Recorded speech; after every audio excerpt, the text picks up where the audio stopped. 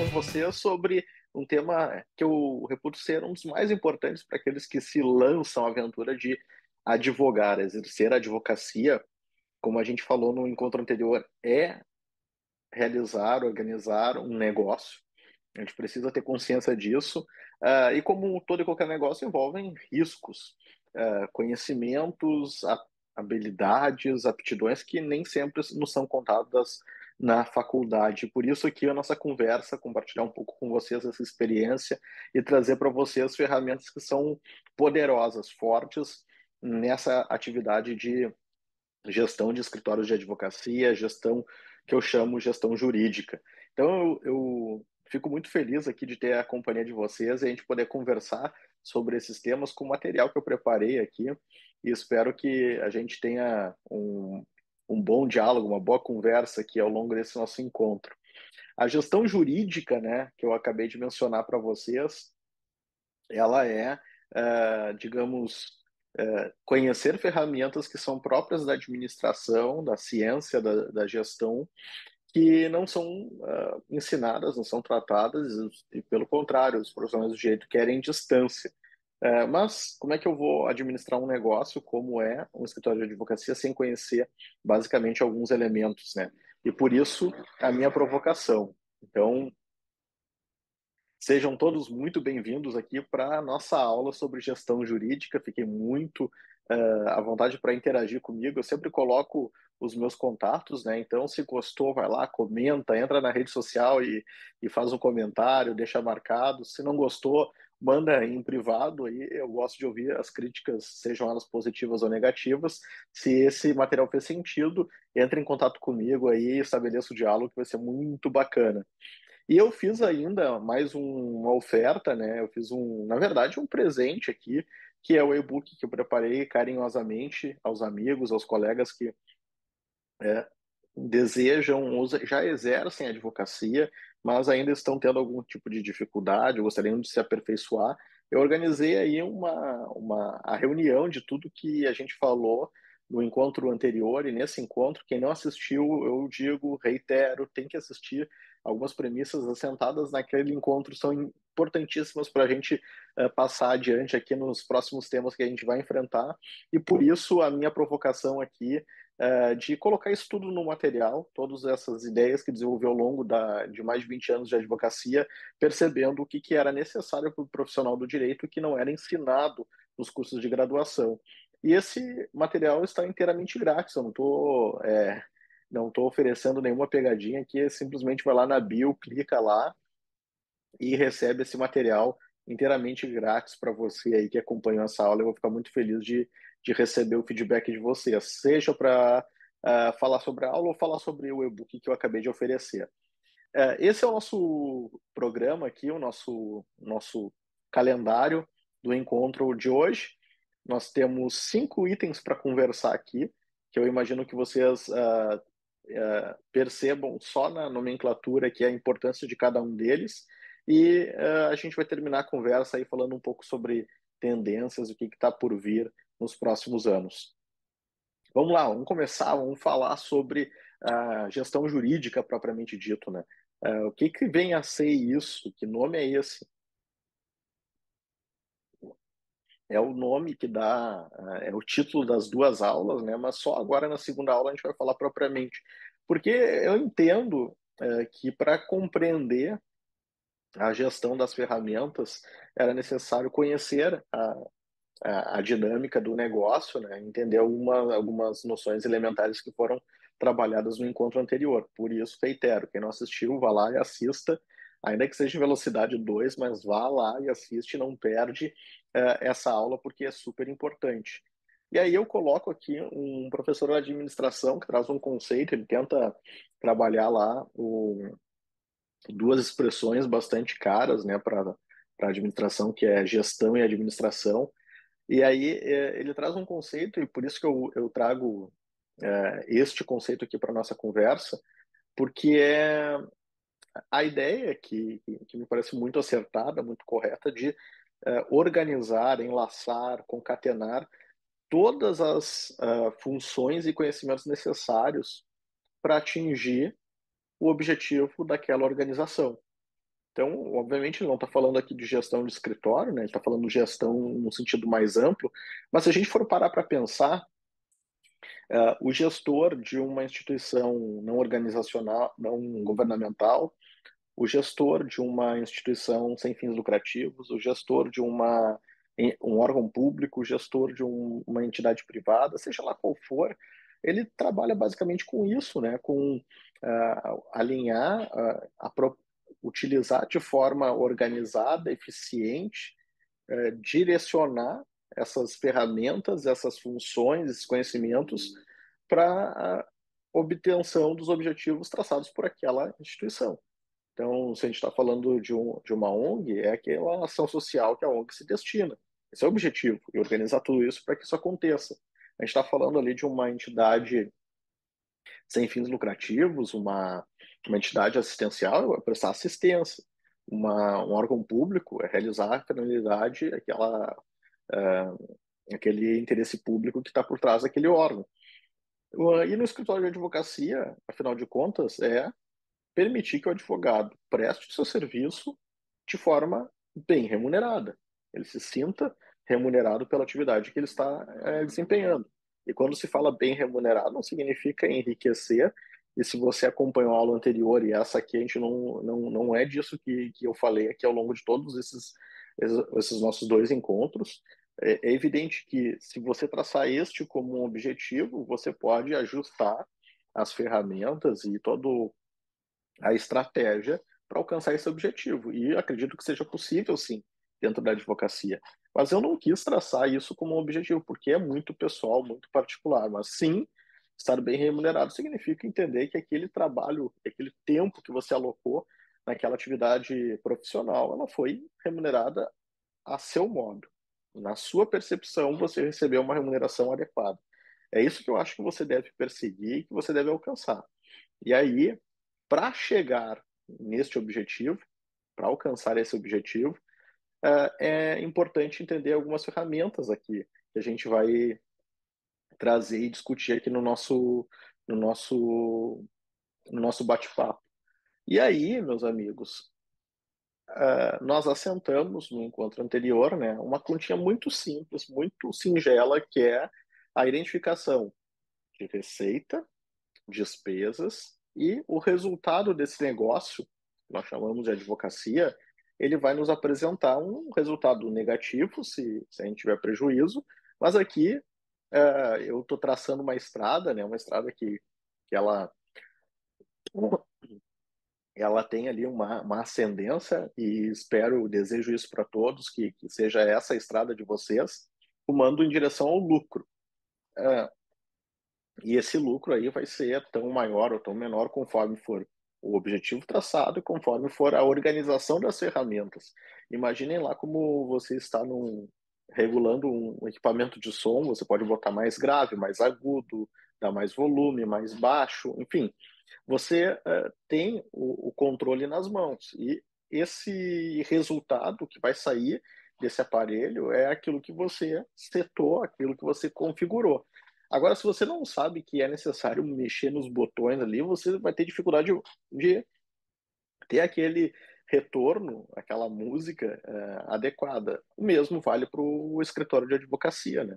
Se você não sabe muito bem mexer os botões e fazer com que eles se ajustem para aquela finalidade, para entregar aquele resultado que você está imaginando, não vai conseguir, de fato, obter resultado algum, né? Então, esse é digamos, a premissa. A gente precisa ter presente aquela continha muito simples e que deve estar na cabeça de todo e qualquer gestor. O que na advocacia nós estamos sentindo de forma bastante acentuada nos últimos tempos e que impacta, sem dúvida, na gestão dos escritórios, né? Então, a crise econômica que nós atravessamos, ainda não conseguimos nos desvencilhar dela, torcemos aí para que tão logo possamos sair dessa crise, mas a crise econômica aperta toda a sociedade, muitas pessoas perderam empregos, empresas fecharam, negócios entraram em decadência, né? E isso faz com que essas pessoas que são os nossos clientes, eles venham até o escritório, até o advogado pedir desconto, né? Pedir renegociação dos contratos. Então a gente está sendo impactado por isso. Isso é um fator, né? Então, aquela nossa continha lá, receita, menos despesa, o lucro que eu estava imaginando, provavelmente vai sofrer um ajuste, uma modificação em razão dessa conjuntura. O cliente vem, eu tenho que atender, e aí eu vou ter algumas opções ali. Atender o pleito dele, porque eu entendo que é razoável, é compatível, vou fazer as minhas contas e ver o que é possível reduzir, ou eu vou dizer não para ele, e aí tem duas opções: ele aceita o não e continua sendo cliente, ou ele vai pedir para que nós façamos o subestabelecimento do mandato, e que acontece com alguns escritórios, alguns advogados, infelizmente. Então, essa é uma realidade, né? Nós estamos sendo impactados por isso. Eu falei no encontro anterior e reitero aqui uma tendência muito forte no mercado, que outrora não era tão intenso, que é cada vez mais os clientes cotarem preços. Antigamente se ia no profissional por indicação, por referência, por identificação com aquele tema e sequer se perguntava a outro profissional o valor para atuar naquele determinado trabalho. Hoje é muito comum as empresas publicizarem isso e dizerem abertamente que estão fazendo cotação de preços e vai pairar a decisão, dentre outros fatores, naquele que oferecer a menor pretensão remuneratória. Então, esse é um cenário, é um dado que está posto, né? E a gente pode não gostar, achar ruim, mas é um cenário do mercado. As projeções macroeconômicas não são boas, né? O país vem uma crise, como eu disse, tenta se recuperar, vem a pandemia, piora as coisas, isso atinge um nível global e a gente ainda tem um cenário que não é muito promissor do ponto de vista econômico, com as escolhas que foram feitas, enfim, as decisões políticas. Não concordo com elas e respeito quem as concorde, mas do ponto de vista de cenário, a projeção não é muito otimista, então a gente tem que trabalhar com essa realidade.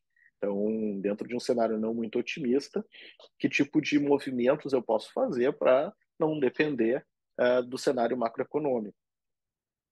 Eu falei também sobre o desafio do More or Less Challenge, né, que é aquele cliente que quer que a gente faça mais por menos.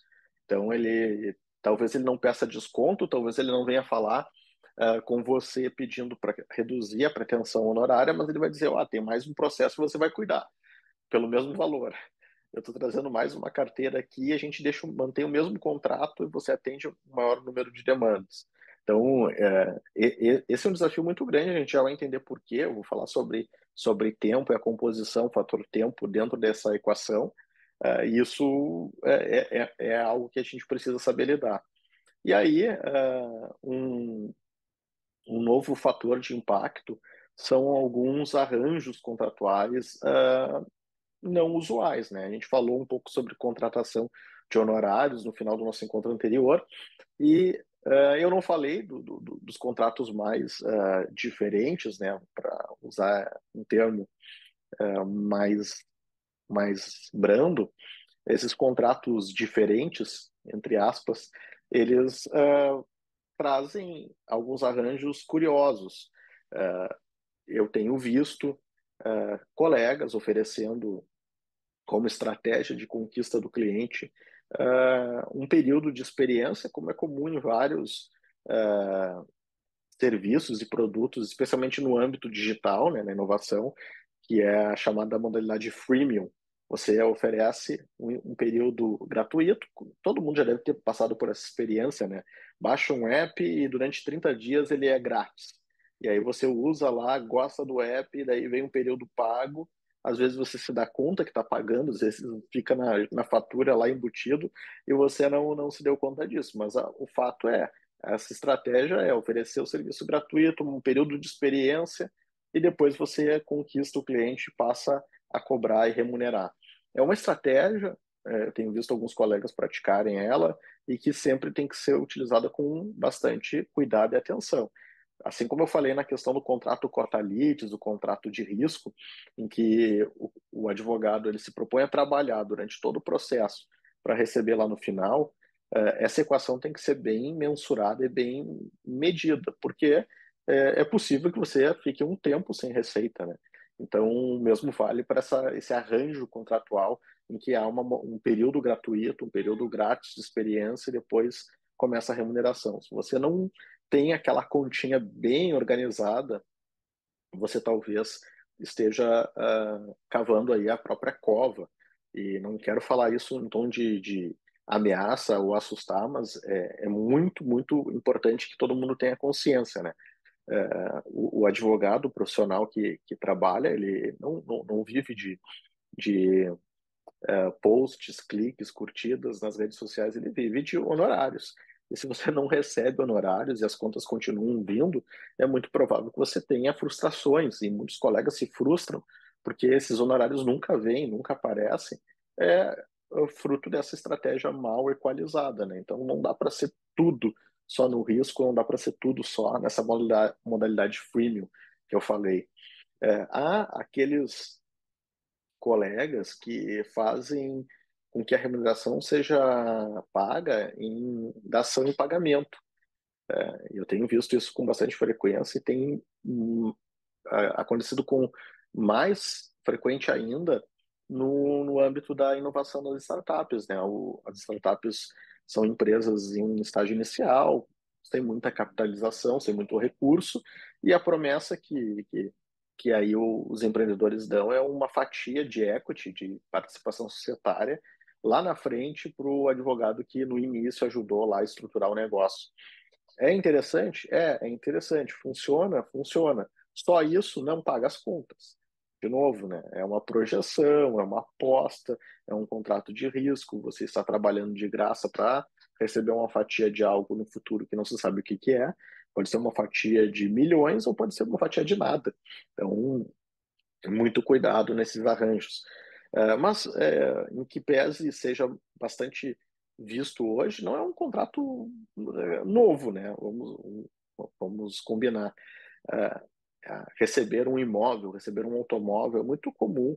A advocacia criminal, eu já vi colegas receberem bens ativos aí bem valiosos de clientes que estavam em situação difícil, né, sendo processados e não tinham liquidez para pagar os honorários e aí recebiam lá um imóvel, um automóvel e, como forma de remuneração. Isso aconteceu durante anos, né? É muito comum esse tipo de arranjo, não há nada de ilícito nisso. Obviamente tem que se registrar isso, contabilizar esses bens. E ultimamente, né, tem sido feito contratos e pagamentos e remunerações em forma de criptoativos. Que, de novo, né, não se pode dizer que criptoativo é moeda, é dinheiro sonante com liquidez. De novo, aceitar aí um contrato de risco, dependendo da cripto que se esteja recebendo, eu consigo converter isso imediatamente, transformar em dinheiro, talvez eu tenha que esperar a fase de maturação e receber lá na frente, e aí é uma aposta, mas o profissional tem que ter cuidado quando for apresentado, né, essas formas, esses novos arranjos de contratação e de remuneração. Mas o ponto que eu acho que é importante na hora de fazer a gestão é deixar muito claro algo que a gente trabalhou no encontro anterior, que é a proposta de valor do negócio, do escritório. Porque é em torno dessa proposta de valor que todos os outros atributos vão estar organizados.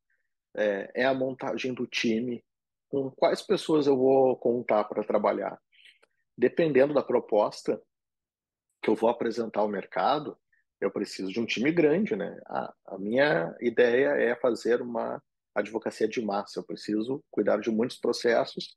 Eu vou cobrar barato por cada serviço prestado. Então, trabalho com preço baixo e atuação difundida, massa. Essa é a minha proposta de valor, beleza. Então, aí eu vou ter que organizar um time com uma contratação de pessoas, talvez não com tanto experientes, não há necessidade de ser profissionais com muita experiência e muita especialização, podem ser jovens que têm um perfil para trabalhar com esse tipo de demanda. É, eu vou montar um time, um tipo de escritório. Eu vou trabalhar com poucos casos de alto valor. Bom, então eu não preciso de tanta gente, mas daí eu vou ter, se eu trabalhar sozinho, horas limitadas para vender, e se eu precisar expandir, eu preciso contratar uma outra pessoa.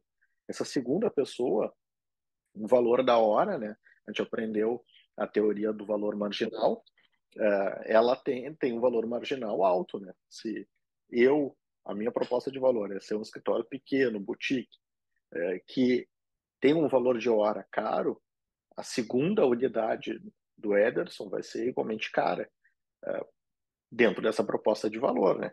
Agora, se eu botar uma segunda unidade, eu não vou conseguir entregar o mesmo serviço, a mesma qualidade. E aí é o que acontece com muitos negócios, né? Que começam bem e você já deve ter visto na sua região, no seu bairro, na sua cidade, aquele restaurante que começou super bem, todo mundo se encantou com o serviço e aí começou a crescer, crescer, crescer.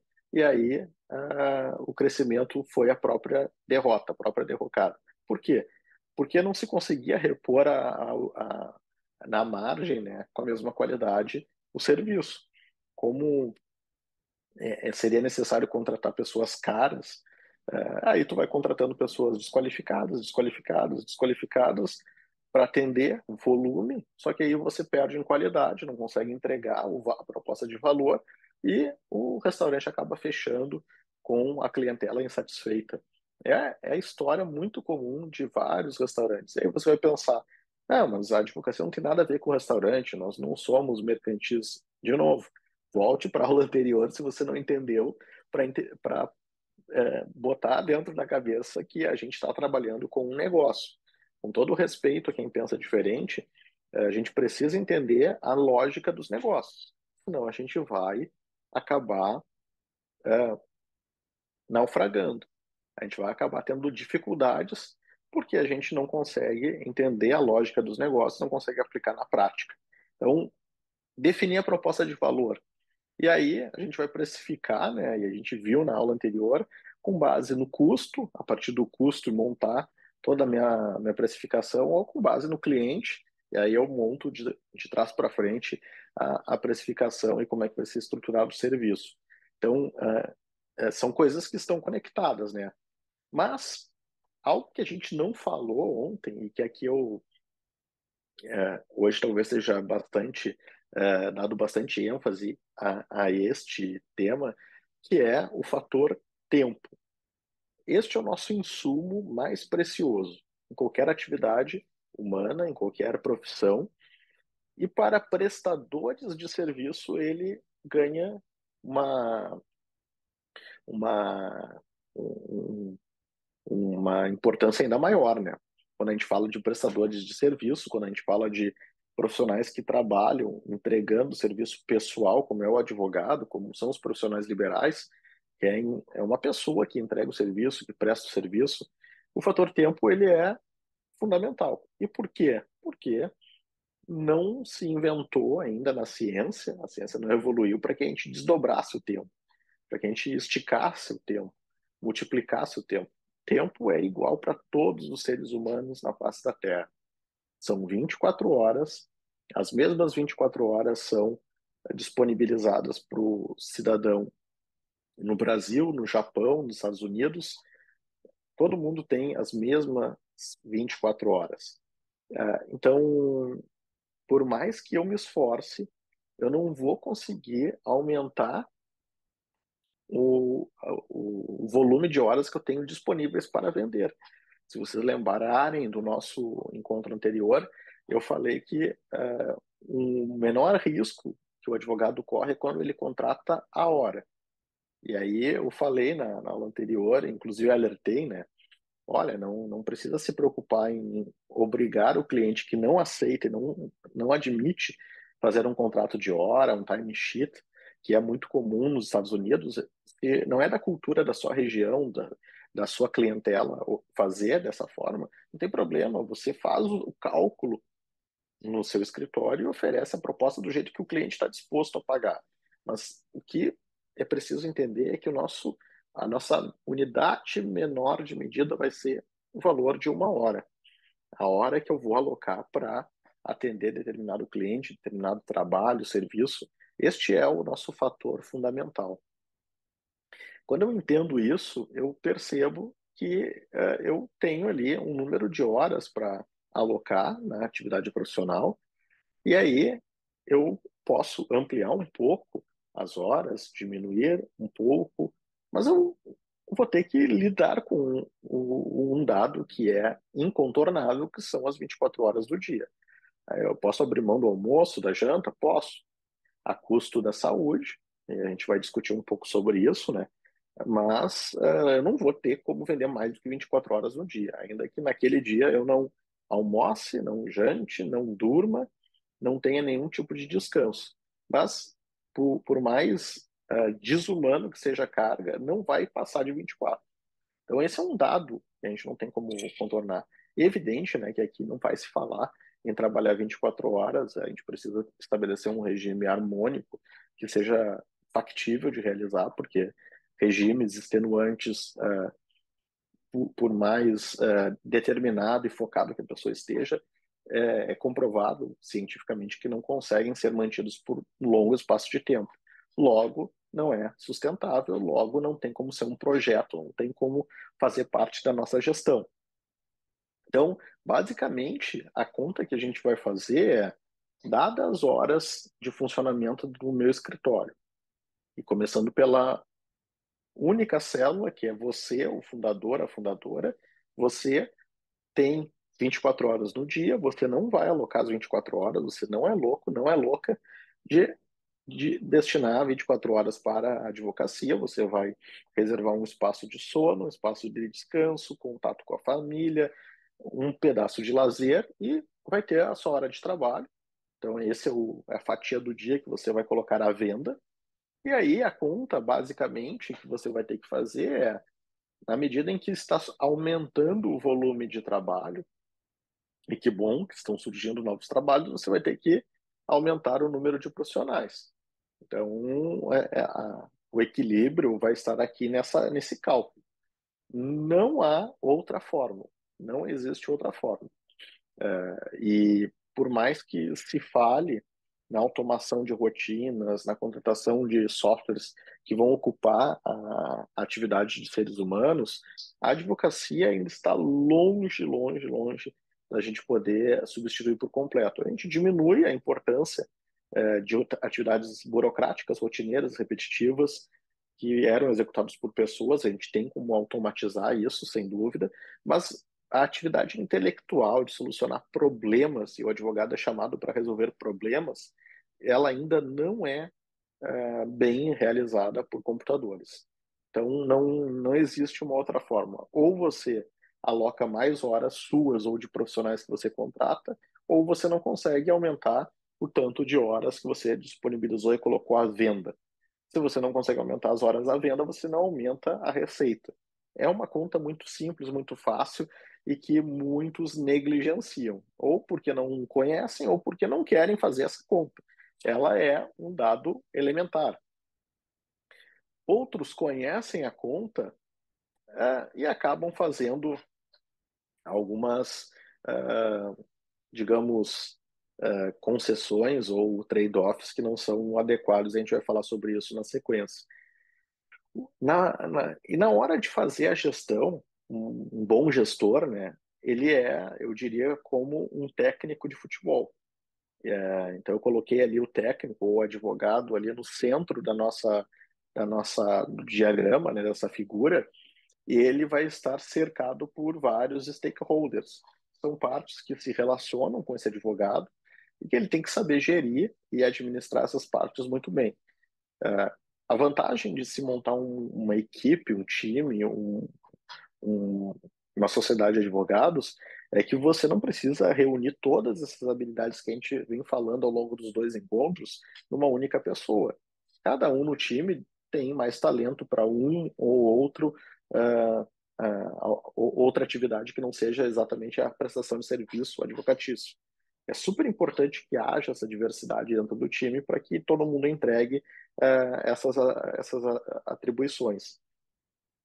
Mas o importante aqui, meus amigos, é entender que a gente vai precisar se relacionar com todos esses stakeholders.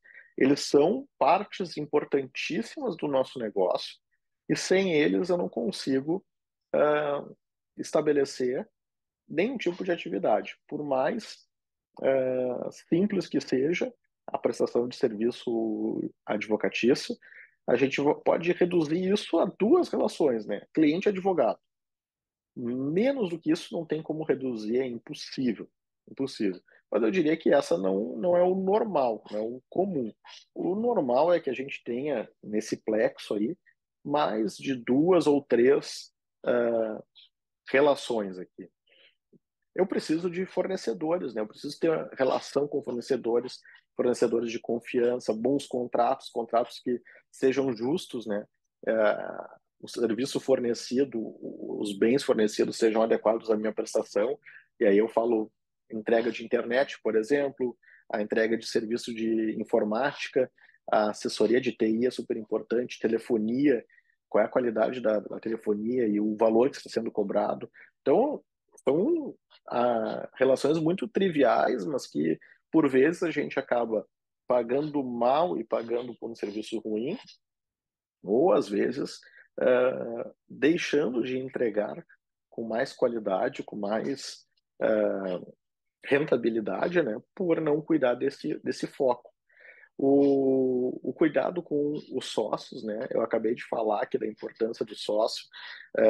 O sócio é aquele que vai permitir você aumentar a rentabilidade do escritório, vendendo mais horas.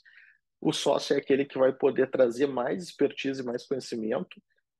Eu não gosto de relacionamento com clientes, eu não gosto de fazer esse tipo de gestão. Bom, mas você precisa de alguém que faça. Talvez o seu sócio, a sua sócia, seja essa pessoa. O sócio é super importante. Mas ele é alguém que precisa de atenção, de cuidado, porque nessa relação aqui, a gente está falando de duas relações humanas, se não houver alinhamento, a gente vai ter conflito. O sócio quer expandir e você quer diminuir o escritório. Pronto. Já temos aqui uma grande dificuldade e que precisa ser equacionado esses dois objetivos. Por vezes a gente consegue harmonizar, por vezes eles são inconciliáveis. É preciso tratar esse tema.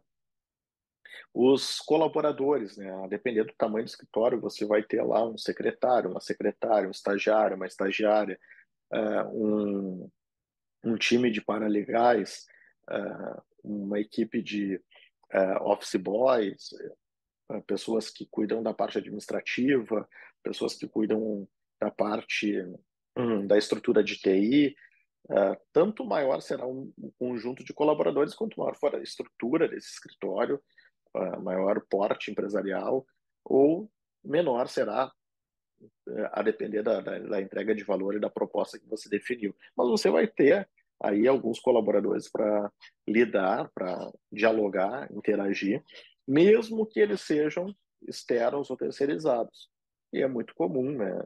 Se a gente puder reduzir aí a menor estrutura, vai ter uma pessoa que vai fazer a limpeza da sua sala, no mínimo. Então é alguém que você tem que ter um relacionamento, um bom contato ali para que entregue o serviço da forma adequada e com a melhor contratação possível. Os escritórios, eles são vendidos tradicionalmente, né? Em que pese essa palavra seja muito feia, seja pecaminosa, né? Mas o escritório de advocacia ele é vendido por formadores de opinião. Enquanto não se havia democratização, a gente vai falar um pouco sobre publicidade digital, marketing digital, mas até então, qual era a forma de fazer com que o escritório fosse conhecido? Algum formador de opinião vai lá e indica e diz: olha, esse advogado aqui eu confio, esse advogado resolveu o problema, esse advogado aqui é muito competente. Então, estar bem relacionado com formadores de opinião e ser referência, ser lembrado por eles é super importante na hora de receber uma indicação. as pessoas não dão bola para isso, imaginam que por uma magia de Deus, algo divino, simplesmente os clientes vão bater a sua porta e vão lhe procurar, sem que ninguém tenha feito algum tipo de empurrãozinho, encaminhado esse cliente para o seu atendimento. Isso não acontece, não existe. Ou a gente vai trabalhar uma estratégia de marketing, e a gente vai falar logo na sequência, ou alguém indicou, você teve a indicação de alguém. Então, esse relacionamento e cultuar essas relações é super importante. Por isso, está aqui colocado como stakeholder. O judiciário, eu coloco aqui como o judiciário um dos stakeholders, porque se você, a depender da proposta de valor, a minha proposta é a advocacia contenciosa. Bom, aqui está um grande interlocutor que você tem que estabelecer boas relações com o judiciário, a comarca da sociedade, enfim, os juízes, as juízas que atuam na sociedade. E quando eu digo boa relação, significa ter relações eh, saudáveis, né? Republicanas, obviamente, e que estabeleçam laços que você possa criar. E a advocacia é imagem, é confiança, é respeito, e isso é construído ao longo de muito tempo. Agora, se você não consegue construir isso ou negligencia isso, você vai ter dificuldade de entregar o que você prometeu, né, que é a solução jurídica, porque ninguém confia em você, você não é respeitado, ninguém dá bola para aquilo que você defende ou diz, porque não cuidou desse lado importante que é a criação de vínculos sólidos e de responsabilidade, de honorabilidade com o aparato do judiciário. Quando eu falo aparato, não é simplesmente só o juiz da comarca, né? São os servidores, é o chefe de secretaria, o escrivão, o tabelião, o Ministério Público, a Defensoria, são várias pessoas, colegas que trabalham em várias áreas e que vão, em maior medida ou menor medida, atender com respeito, com atenção, na medida em que você constrói boas relações. Se você não constrói elas ou não as tem, é muito difícil depois de fazer a entrega, né? E isso vale para qualquer tipo de advocacia. Então, mas eu não quero trabalhar com contencioso, só o consultivo. Bom, mas então você vai ter um outro tipo de relacionamento. Vai ter que se relacionar com contadores, porque você vai fazer a consultoria, vai se relacionar com a junta comercial, ao fazer estruturação de empresas e registro de atos constitutivos. Você vai ter que se relacionar com um tabelionato, tem que ter um tabelionato de confiança para prática de alguns atos. Enfim, eu estou querendo referir aqui que há uma série de pessoas com as quais a gente precisa estabelecer relações, construir canais de parcerias sólidas e que são muito importantes. Os colegas são igualmente importantes, porque eles são colegas, são parceiros e também são os concorrentes. E quando eu falo concorrentes aqui, eu tomei o cuidado de não só usar a expressão concorrentes, né? Porque isso pode trazer uma carga negativa. É meu concorrente, então eu tenho que tratar ele como inimigo. Não, pelo contrário. Se tem algo que a gente pode aprender com os negócios norte-americanos, com o jeito de fazer negócios norte-americanos, é que é um mercado extremamente competitivo, mas é uma competição, por vezes, é evidente que há excessos, mas por vezes sadia e inteligente.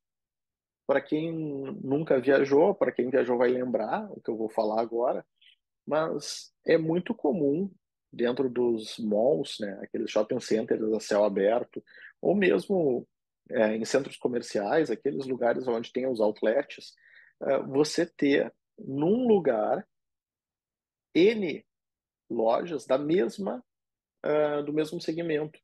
Então, vamos lá, o mall de construção e reforma de casa. Então, tem lá três, quatro, cinco empresas da mesma área que eles decidiram ficar um do lado do outro.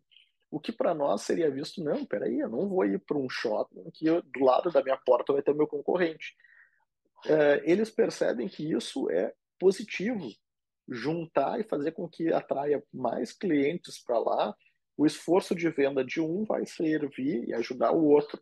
Então, Isso quebra um pouco o nosso senso comum na ideia de que a competição é algo sempre voraz, é algo selvagem, quando na verdade a gente pode ter competição positiva, uma competição saudável, aquela competição que empurra para cima e faz você querer fazer melhor. Então, a gente não adianta, né, meus amigos? Você não tem como eliminar este dado que está consolidado. A advocacia tem mais de 1 milhão de advogados inscritos. Então, nós temos aí 1 milhão de concorrentes ou mais. E você pode lidar com esse dado de duas formas, né? Não, eu acho absurdo, tem muito advogado, a gente tem que tomar uma atitude. Bom, esse é um caminho que eu acho que ele completamente sem sentido e contraproducente. Em outras palavras, você não vai chegar a lugar nenhum. O outro bom, esse é um dado, tem muitos advogados, muitos competidores, eu vou usar isso a meu favor. Então, eu vou criar redes, parcerias estratégicas, conexões que vão poder fazer com que da concorrência surjam bons negócios. Então, falando com um colega aqui de uma área que eu não atuo, para a gente fazer indicação mútua, a gente trabalhar junto num caso para criar uma experiência, uma expertise que eu não tinha no meu time, né, com um suposto concorrente, indicar mesmo trabalhos, né? Por vezes a gente está em fases em que aquelas horas que eu tinha para vender, eu vendi todas, eu não tenho como assumir mais, então eu indico para um colega, esperando que um dia seja retribuído e venha em troca, e eu acredito muito nisso, né? Que a gente já faz o bem, ajuda o outro, acaba sendo recompensado no futuro. Então, são construindo parcerias saudáveis, cuidando muito, né? Porque a gente às vezes erra, se equivoca nas escolhas, e essas parcerias não se revelam tão saudáveis, então a gente precisa saber isso, corrigir e errar rápido. Essa é um mantra, né, dos negócios exponenciais. A gente tem que identificar o erro e errar rápido. Então, errei, eu fiz uma parceria errada, corta essa parceria, vira a página e vamos para outra. Não fica insistindo no erro. Mas é um stakeholder extremamente importante, o meu colega, a minha colega. E por fim, o último item aqui que eu coloco são os clientes. E esses são aquela peça fundamental sobre pena de eu não ter a minha própria atividade. Se eu não tenho cliente, eu não tenho como advogar. Eu preciso, o advogado por excelência, ele é um procurador, um mandatário do seu cliente. Então, ele faz e desempenha o serviço amando contratado pelo seu cliente. Ele precisa de um cliente. E aí, é preciso entender qual é a mágica para fazer esse cliente aparecer. E eu falo mágica, eu uso essa expressão por entender que, na verdade, não é uma ironia, né? Não é mágica, é muita técnica, técnica, técnica, que leva a fazer com que esses clientes apareçam e surjam com mais frequência e mais assertividade, né? É muito fácil você fazer uma estratégia para jorrar ligações e e-mails e gente procurando, mas que na verdade, nenhum desses tem nenhuma vantagem, nenhum interesse com o seu negócio. Agora, quando você consegue fazer a estratégia certa, vem o cliente certo, exatamente para a sua entrega que você alinhou lá a proposta para fazer ela ser bem sucedida. E aí, a gente vai para a montagem do plano de negócios, né? Se a gente entendeu todas essas relações que eu acabei de enumerar, a gente vai entender que é necessário botar isso num plano, organizar as ideias, estruturar essas ideias para que elas sejam inteligíveis para você, né? Que imaginando que você está advogando sozinho, e às vezes até mesmo um desenho no quadro do seu escritório, na sua parede, ele é interessante, ou até mesmo você fazer isso em software, no papel, enfim, para aqueles que gostam de escrever, seja lá como for, a gente tem que colocar isso e organizar as ideias, para que a gente possa traçar objetivos e conseguir fazer a metrificação deles, né? A gente está atingindo, não está atingindo, estamos distante, buscamos os objetivos, alcançamos os objetivos, há o que comemorar nesse fim de ano, nós estamos concluindo um ano, como é que foi esse ano do ponto de vista da nossa gestão, da nossa estratégia? O problema é que se você não sabe o caminho, né? Então qualquer plano serve. E aí eu trago a mensagem, a imagem aqui da Alice, muito famosa, né? E os magos da gestão sempre utilizam essa imagem para ilustrar a importância do plano, né? Da estrutura do negócio, porque se você não sabe qual é o caminho que você quer seguir, qualquer caminho serve.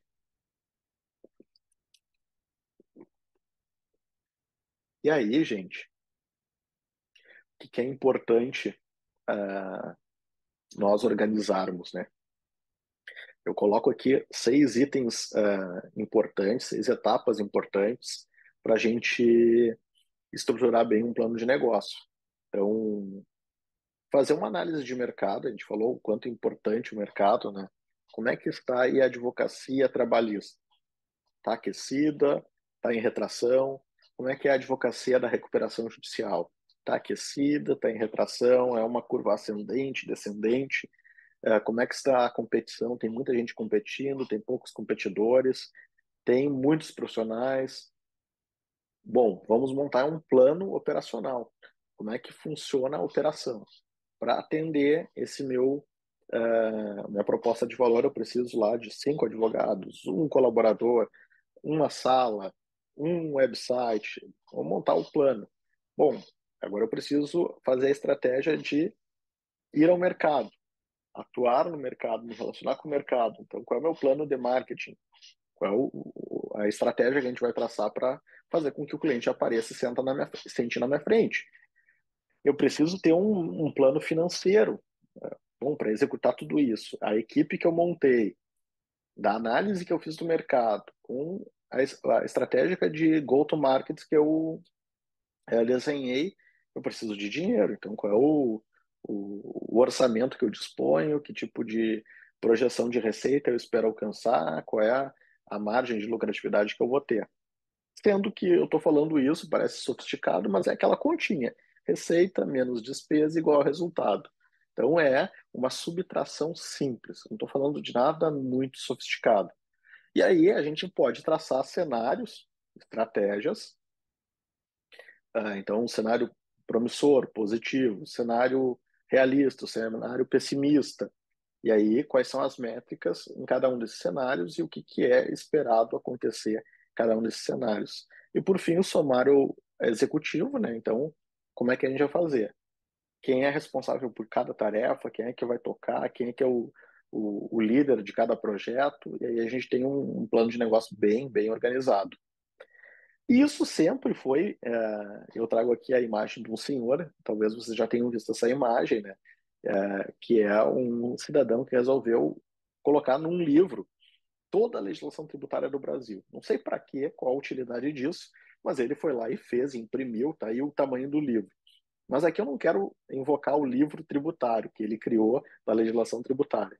Eu quero lembrar de que durante muito tempo a estruturação de um plano de negócios era algo extremamente sofisticado, um documento de muitas páginas, com muitos gráficos, muito elaborado, e que na área de administração já era algo complexo. Imagina para trazer para o direito para alguém que nunca ouviu falar nisso, né, em business plan. Então, é, acaba que a pessoa já se desinteressa pelo tema e acha que não tem serventia, não tem utilidade para nada.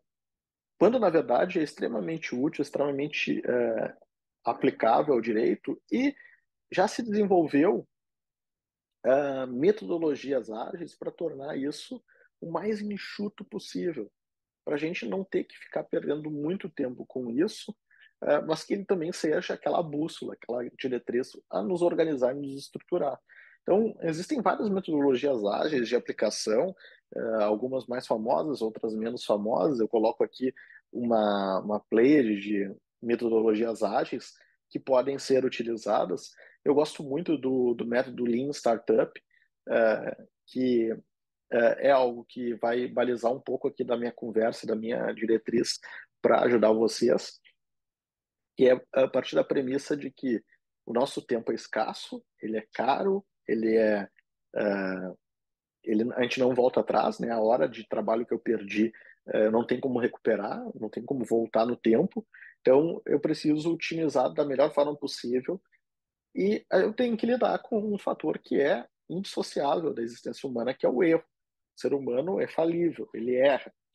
É algo tão elementar, tão básico, mas a gente acaba querendo lutar contra a própria existência, né? Que é o reconhecimento da falhabilidade humana. Então a gente vai errar, a gente vai se equivocar, mas o importante, aqui vem a lição, né? É errar rápido.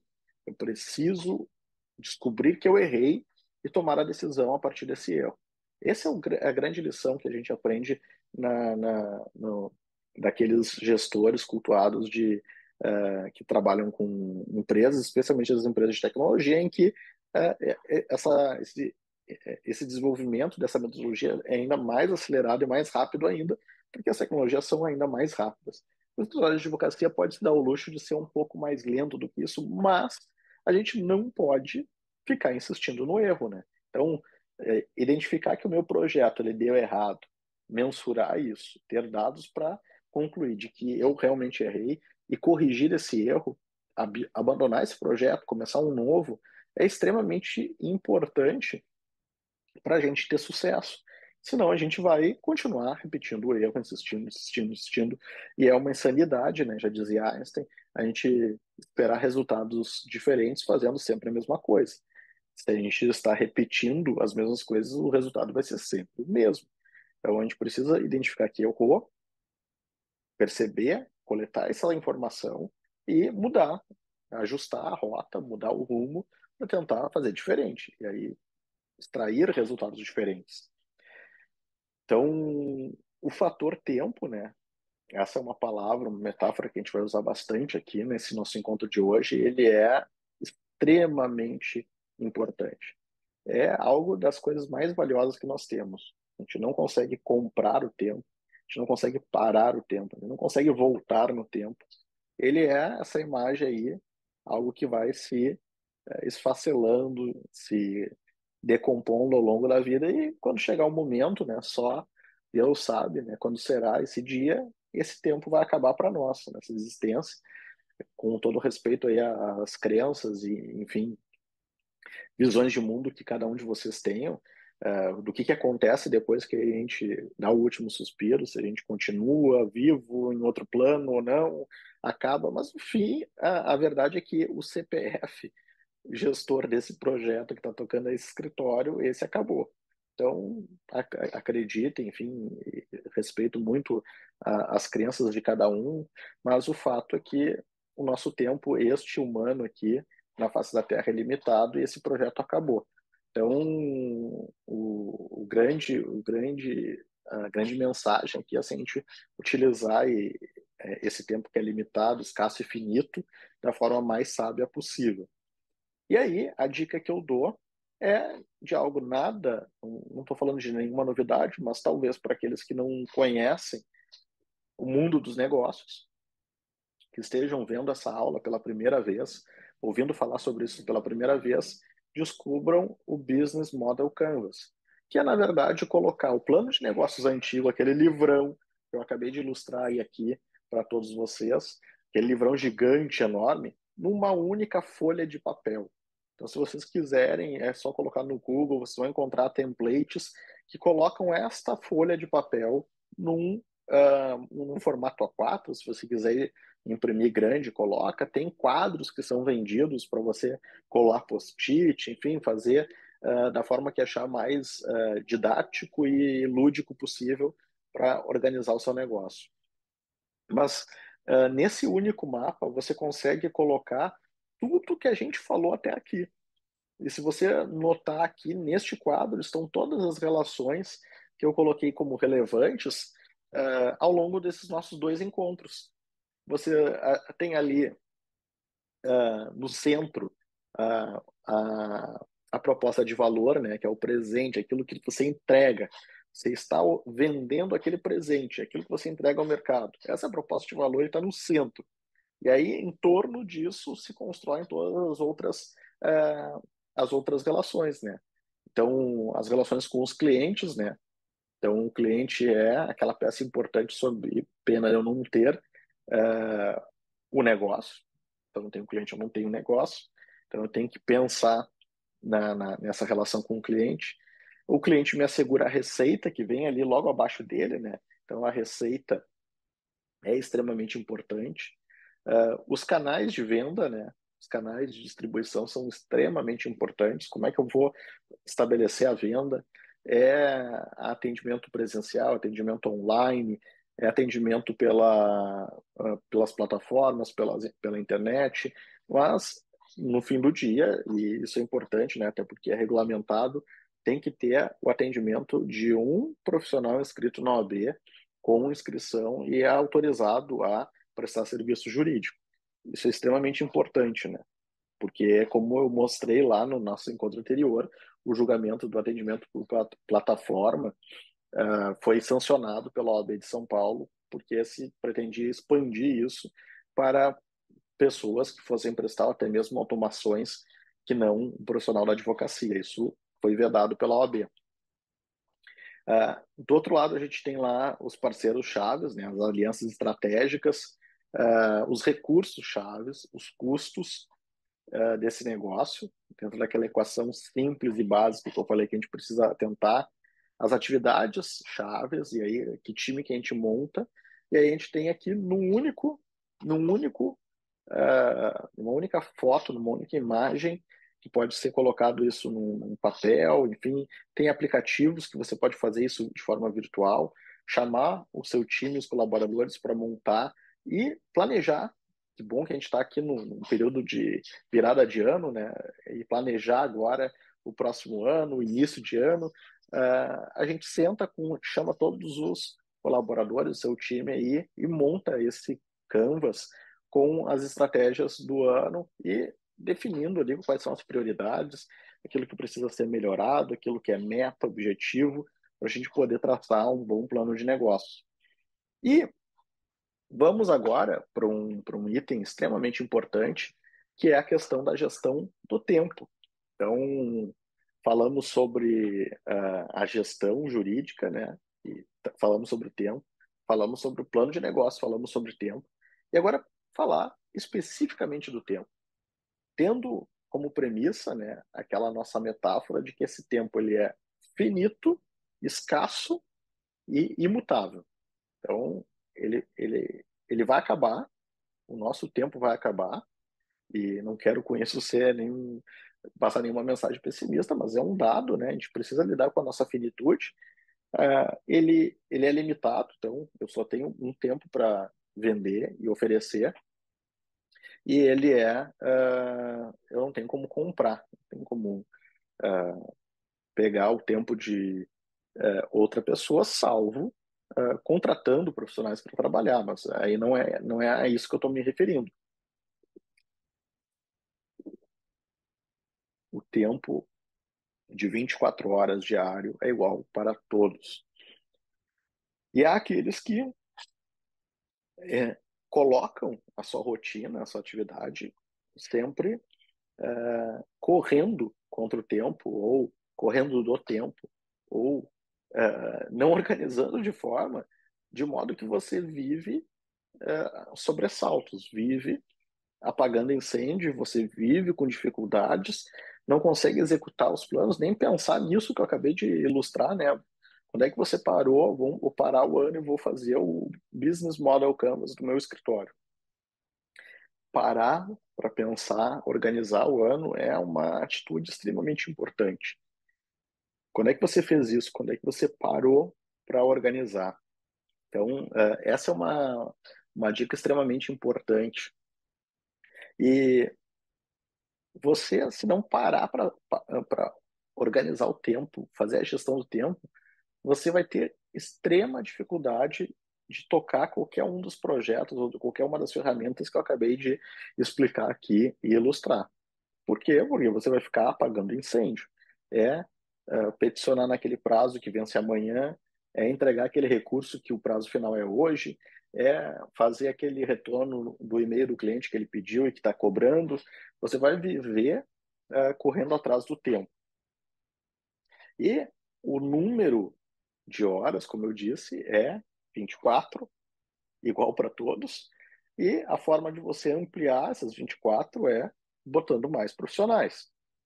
Então, essa é a fórmula normal que qualquer negócio escala, né?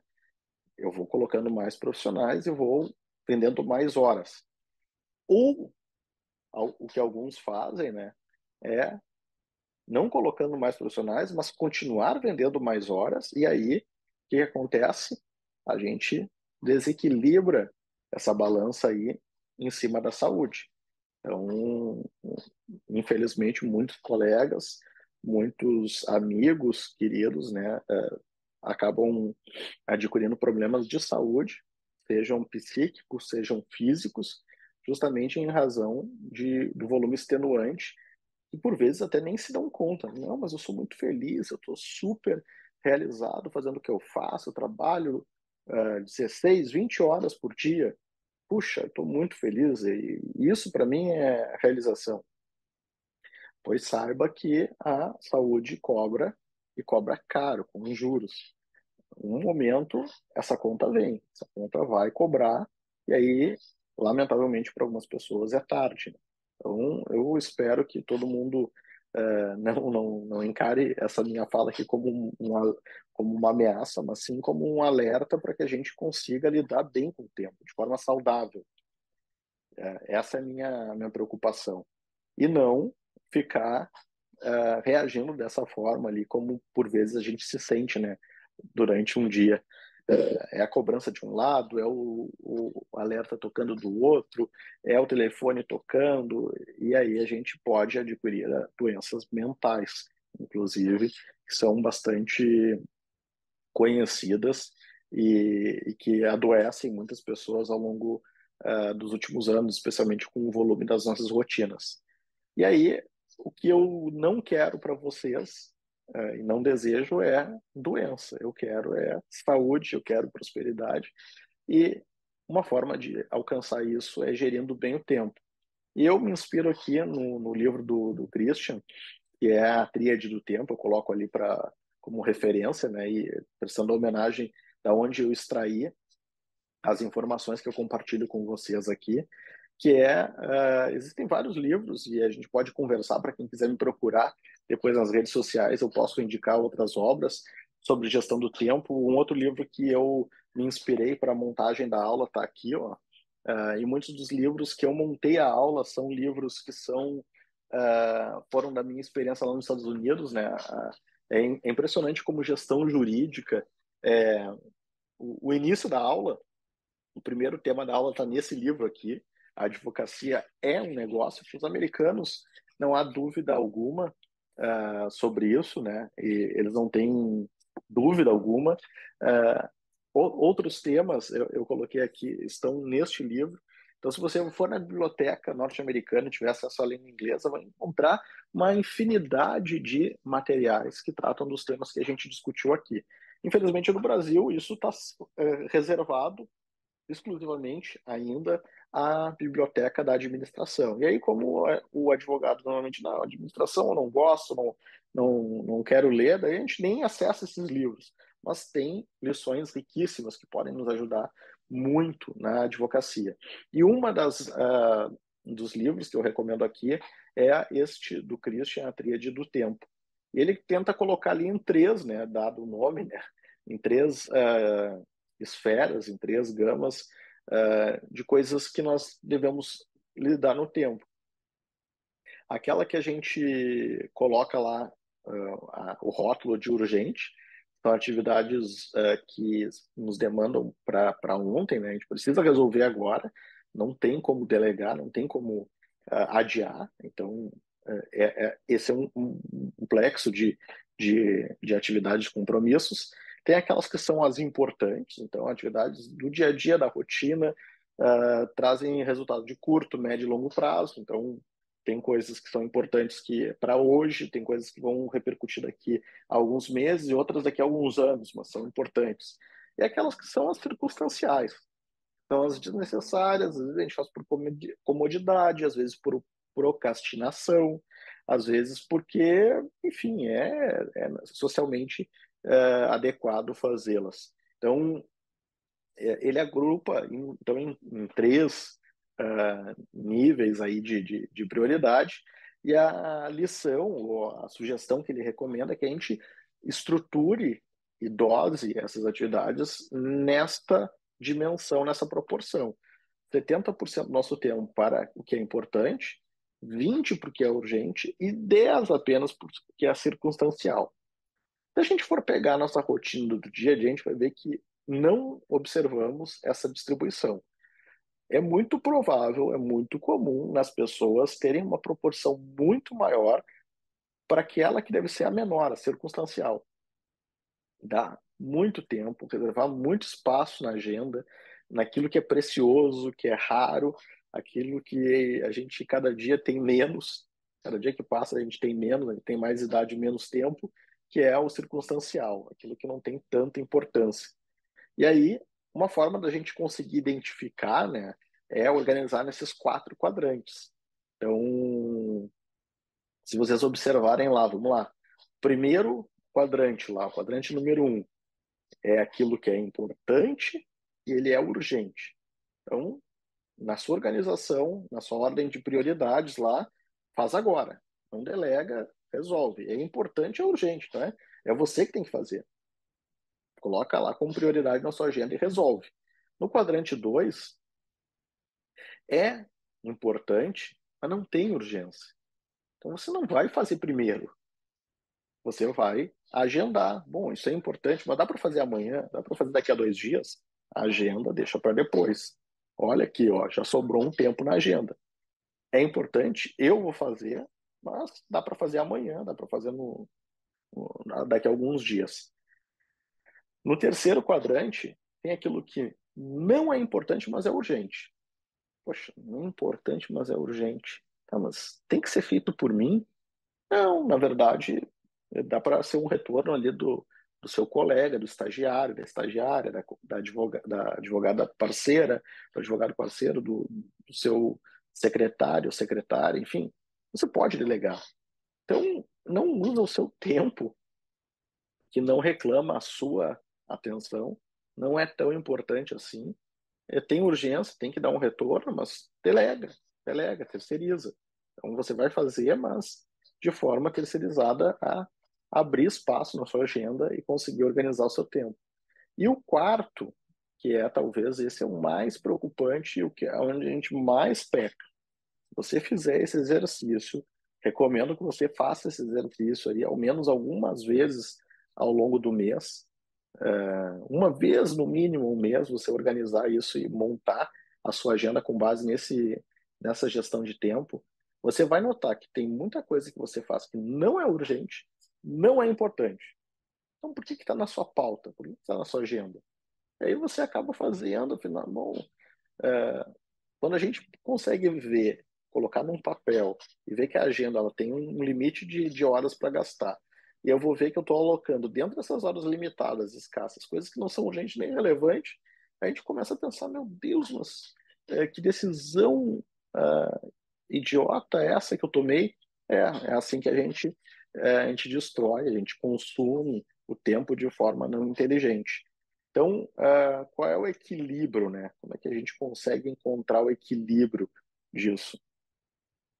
Ah, coloquei ali a proporção sugerida pelo Christian, a planilha sugerida pelo Christian, mas assim, não é receita de bolo, né? Não há uma fórmula precisa, mas fazer esse tipo de exercício, exercitar, organizar, ter uma agenda, seja ela virtual, seja ela física, seja, enfim, um quadro no seu escritório, é uma forma de você fazer uma boa gestão.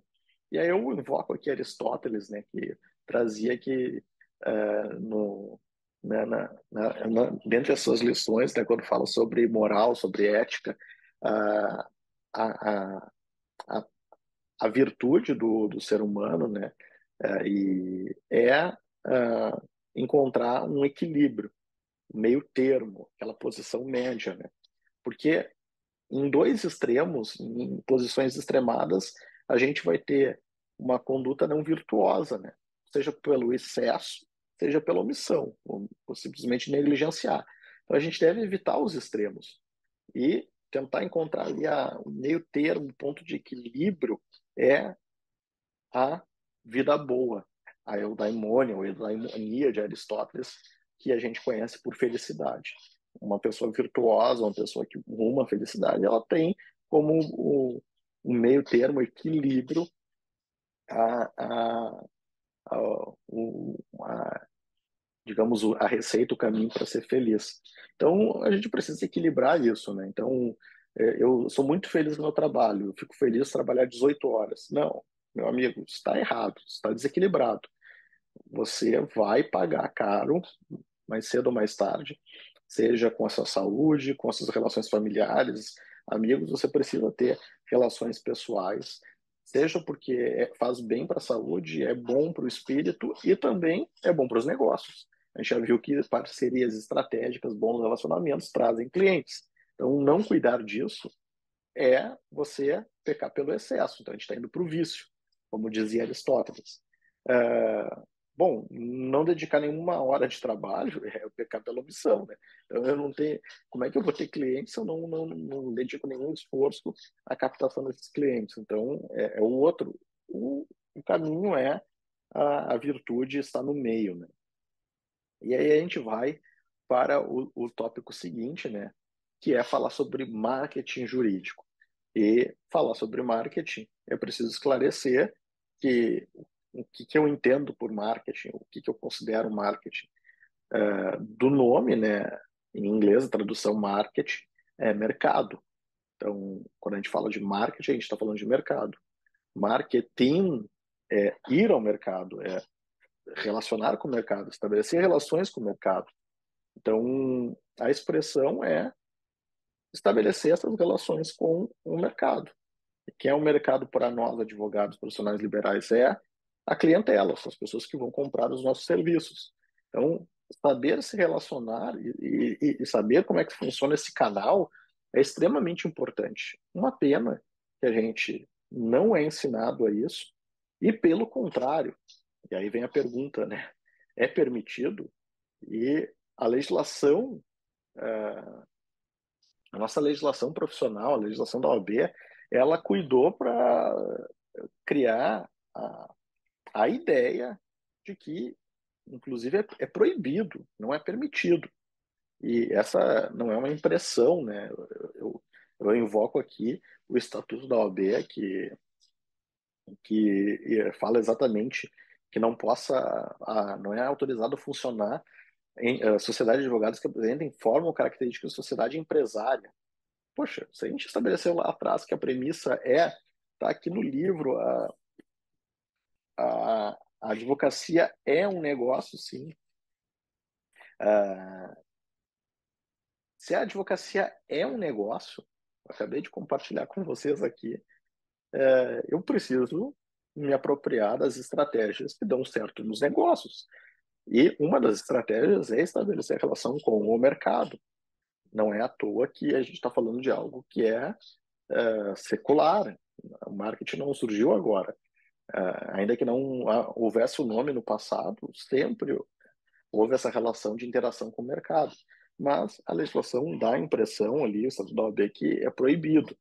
E a gente falou do Código de Ética ontem, ele diz que o exercício é incompatível com qualquer procedimento de mercantilização, dando a ideia de que quem faz atividade mercantil é antiético, é abominável, quando na verdade não é isso que o código quer vedar, né?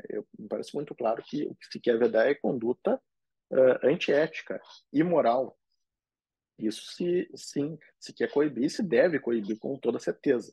Agora, buscar o mercado, buscar clientes, oferecer o serviço é essencial, é essencial. Senão, você não tem cliente, não adianta. Fim de jogo, fim de conversa. Não pagam as contas. Você não vai pagar as contas se você não tiver clientes. Então, chega dessa hipocrisia, né? não podemos falar de mercantilização como se mercantilizar fosse cometer algum crime. Não, estabelecer relações com o mercado é fundamental. E aí vem, em 2021, um provimento novo do Conselho Federal da Ordem, que foi alertado, foi divulgado como, bom, agora a OAB se arejou e vai se parar com essa bobagem aí de proibir o óbvio, proibir. E aí, vejam só o que acontece, né, meus amigos? Como até esse provimento, a atividade de marketing jurídico era considerada proibida, o que os profissionais faziam? Bom, aqueles que são antigos, consolidados, tiveram exposição por algum cargo político, alguma exposição no judiciário, enfim, alguma função pública, essa pessoa não precisa de nenhum relacionamento com o mercado, porque a figura pública, que são poucos, conseguem naturalmente receber a procura de clientes. Esses não estão preocupados. A grande maioria dos advogados estão preocupados, sim, em ter clientes. E aí, como é que faz? Então, aí se usava das mais variadas estratégias, que são formas de driblar. E aí, vejam, advogado driblando a legislação. Isso é ético? A sua própria legislação profissional? Então, me parece uma hipocrisia tão grande a OAB tratar dessa forma um assunto importante e que mexe com tantos colegas e profissionais. Então, é preciso entender que, sim, nós precisamos estabelecer relações com o mercado, a gente precisa saber se relacionar com o mercado e a gente precisa ter respaldo na legislação profissional. Não pode ser proibido. E aí veio a legislação nova que diz no seu artigo 1º, é permitido o marketing jurídico. Opa, maravilha, então agora está autorizado. E eu faço essa pausa dramática porque tem uma vírgula. Vírgula. Desde que exercido de forma compatível com os preceitos éticos, até aqui, perfeito, estamos de acordo. Não podemos abrir de preceitos éticos, eu, acho que é algo intransigível, e respeitadas as limitações impostas pelo Estatuto da OAB, Código de Ética e por este provimento. Lembram que eu acabei de transcrever o Estatuto da OAB, o Código de Ética? Então, é permitido, mas, e aí vocês vão ver que a palavra mercantilização vai voltar aqui várias vezes nesse provimento. Mas é curioso, e eu vou perder alguns minutinhos aqui para a gente analisar o artigo 2º do provimento, porque ele é um dispositivo conceitual. Então, ele dá o conceito do que considera para a OAB marketing jurídico. Especialização do marketing destinado aos profissionais da área jurídica. Muito bem, agora eu sei o que é marketing. Consistente na utilização de estratégias planejadas para alcançar objetivos do exercício da advocacia. Opa, peraí, isso aí é legal. Isso aí é legal. Então, utilização de estratégias planejadas para alcançar o objetivo. Qual é o objetivo, meus amigos? Conseguir clientes. Eu preciso ter clientes. Se eu não tenho cliente, eu não tenho exercício. Não tem como advogar para mim mesmo. Até posso, mas não é o objetivo do principal, né? Aí vem aqui o provimento e define o que é marketing de conteúdo jurídico. Então, estratégia de marketing que se utiliza de criação e divulgação de conteúdo disponibilizado por meio de ferramentas de comunicação voltadas para informar o público. Então, eu estou informando, explicando o que é alimentos, o que é divórcio, como é que funciona a rescisão indireta, enfim, dando conceitos jurídicos para a grande parte da população. Mas por que eu faço isso? Eu sou um professor assim altamente descompromissado, que a minha missão é ensinar as pessoas só pela dádiva de ensinar. Não sejamos ingênuos. Por que se produz conteúdo? Porque é uma ferramenta importantíssima de captação de cliente. Se você tem conteúdo relevante, é assim que se estruturam as redes sociais entendem que você é importante e você vai aparecer para mais pessoas. Porque a recíproca, a via de mão dupla da rede social é essa, né? Se você é um bom produtor de conteúdo, você entretém, a audiência, a plateia, você serve para aquela plataforma. Se você não agrega nada, a plataforma esconde você. Então, a forma de você aparecer é produzindo conteúdo, e aí produzir conteúdo significa a possibilidade de você alcançar mais clientes. Então, aqui tem uma ferramenta bem importante que está no provimento. Publicidade. Opa, e agora? Publicidade. O que é publicidade? O provimento diz que é um meio de tornar públicas informações a respeito de pessoas, ideias, serviços e produtos, utilizando os meios de comunicação disponíveis, desde que não vedados pelo Código de Ética. Tá? E aí eu posso fazer ou não posso fazer? Ele deu o conceito, mas não definiu muito bem. Publicidade profissional. Bom, tinha a publicidade geral, agora a profissional. Meio para tornar públicas informações atinentes ao exercício profissional, bem como os dados do perfil da pessoa, física ou jurídica, utilizando os meios de comunicação, desde que os não vedados. De novo, parece meio redundante, né, a informação. E aí, publicidade de conteúdo jurídico. Posso fazer publicidade do conteúdo? Em outras palavras, posso impulsionar? Porque a lógica das redes sociais basicamente é a seguinte, né? A rede social ela não vive de graça também. Como é que ela remunera e recebe dinheiro e por que elas se tornaram tão valiosas? Porque ela entrega para uma parcela pequena da sua audiência. Se você tem 1.000 seguidores, mais ou menos ela vai entregar o seu conteúdo para 100 pessoas. Mais ou menos uma taxa aí de 10%. Então, você fez o conteúdo muito bonito, você acha que vai estourar, 100 pessoas vão ler. Mas por que foi tão bom assim? Pode ser que, dependendo do nível, da possibilidade de viralizar, a plataforma permita que extrapole essa bolha. Mas ela vai ficar limitada. Por quê? Porque ela ganha dinheiro entregando esse conteúdo para mais pessoas. Então, se você quer alcançar mais pessoas, você tem que pagar para isso. É assim que as plataformas ganham dinheiro, é assim que a gente interage com essas plataformas. Gostem ou não gostem, é assim que são as regras do jogo. A publicidade ou o impulsionamento, ela pode ser ativa, então é a divulgação que vai lá e busca a pessoa. Então eu vou lá e pago, impulsiono para chegar, e essa publicidade ativa, segundo o provimento, né, a linguagem, nós chamaríamos isso de impulsionamento, né, publicidade paga, e que as plataformas elas até colocam, né, patrocinado, conteúdo patrocinado, então significa que alguém está pagando para que você receba aquele conteúdo e leia. Alguém pagou. E tem aquela publicidade passiva, que na linguagem técnica das redes sociais significa o orgânico. Então, você produziu o conteúdo, entregou e chegou para aquelas 100 pessoas. Você tem 1.000 seguidores, entregou para 100. Você tem 100, a entrega para 10. E assim a gente vai limitando a capacidade que você tem de entregar. Então, é assim que funcionam as lógicas das redes sociais. E aí vem o artigo 2º e define o que é captação de clientela. E aqui vejam que esse é um conceito importante quando a gente vai falar de marketing jurídico. Para os fins deste provimento, é a utilização de mecanismos de marketing que, de forma ativa, independente do resultado obtido, se destinam a angariar clientes pela indução à contratação de serviço ou estímulo do litígio, sem prejuízo do estabelecido no Código de Ética e Disciplina e Regramentos próprios. Então, me parece que ficou claro que isso é ruim, né? Pelo provimento é ruim. Captação de clientela não pode.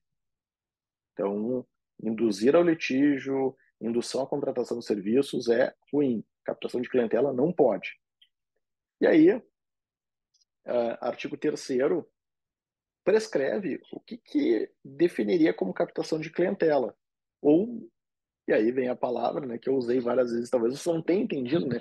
Mas por que ele fala tanto de mercantilização? Porque essa é uma palavra feia, proibida para os nossos gurus lá, os nossos deuses do Conselho Federal, os conselheiros federais, é uma palavra proibida.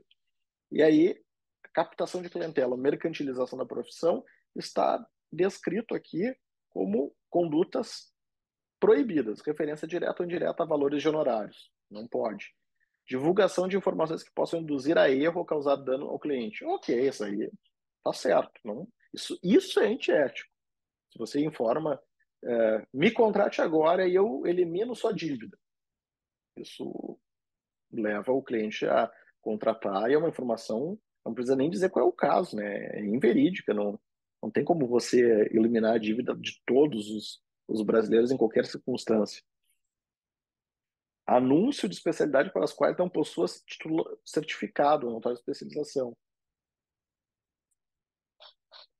Olha, meus amigos, eu diria que quem está falando aqui é alguém que tem mestrado, doutorado e pós-doutorado. Então, eu poderia ficar muito satisfeito com esse provimento aqui, porque eu tenho titulação acadêmica. Mas eu conheço muitos bons, excelentes advogados que não têm nenhuma especialização ou certificação. Então, excelentes advogados nas suas áreas. Eles não podem divulgar que são autoridades em determinadas áreas. Olha, senhores conselheiros, ponham o dedo na moleira. Acredito que muitos dos senhores e das senhoras não tenham título acadêmico, certificação, e aí não sei se os senhores poderiam exercer a advocacia. E hipocrisia.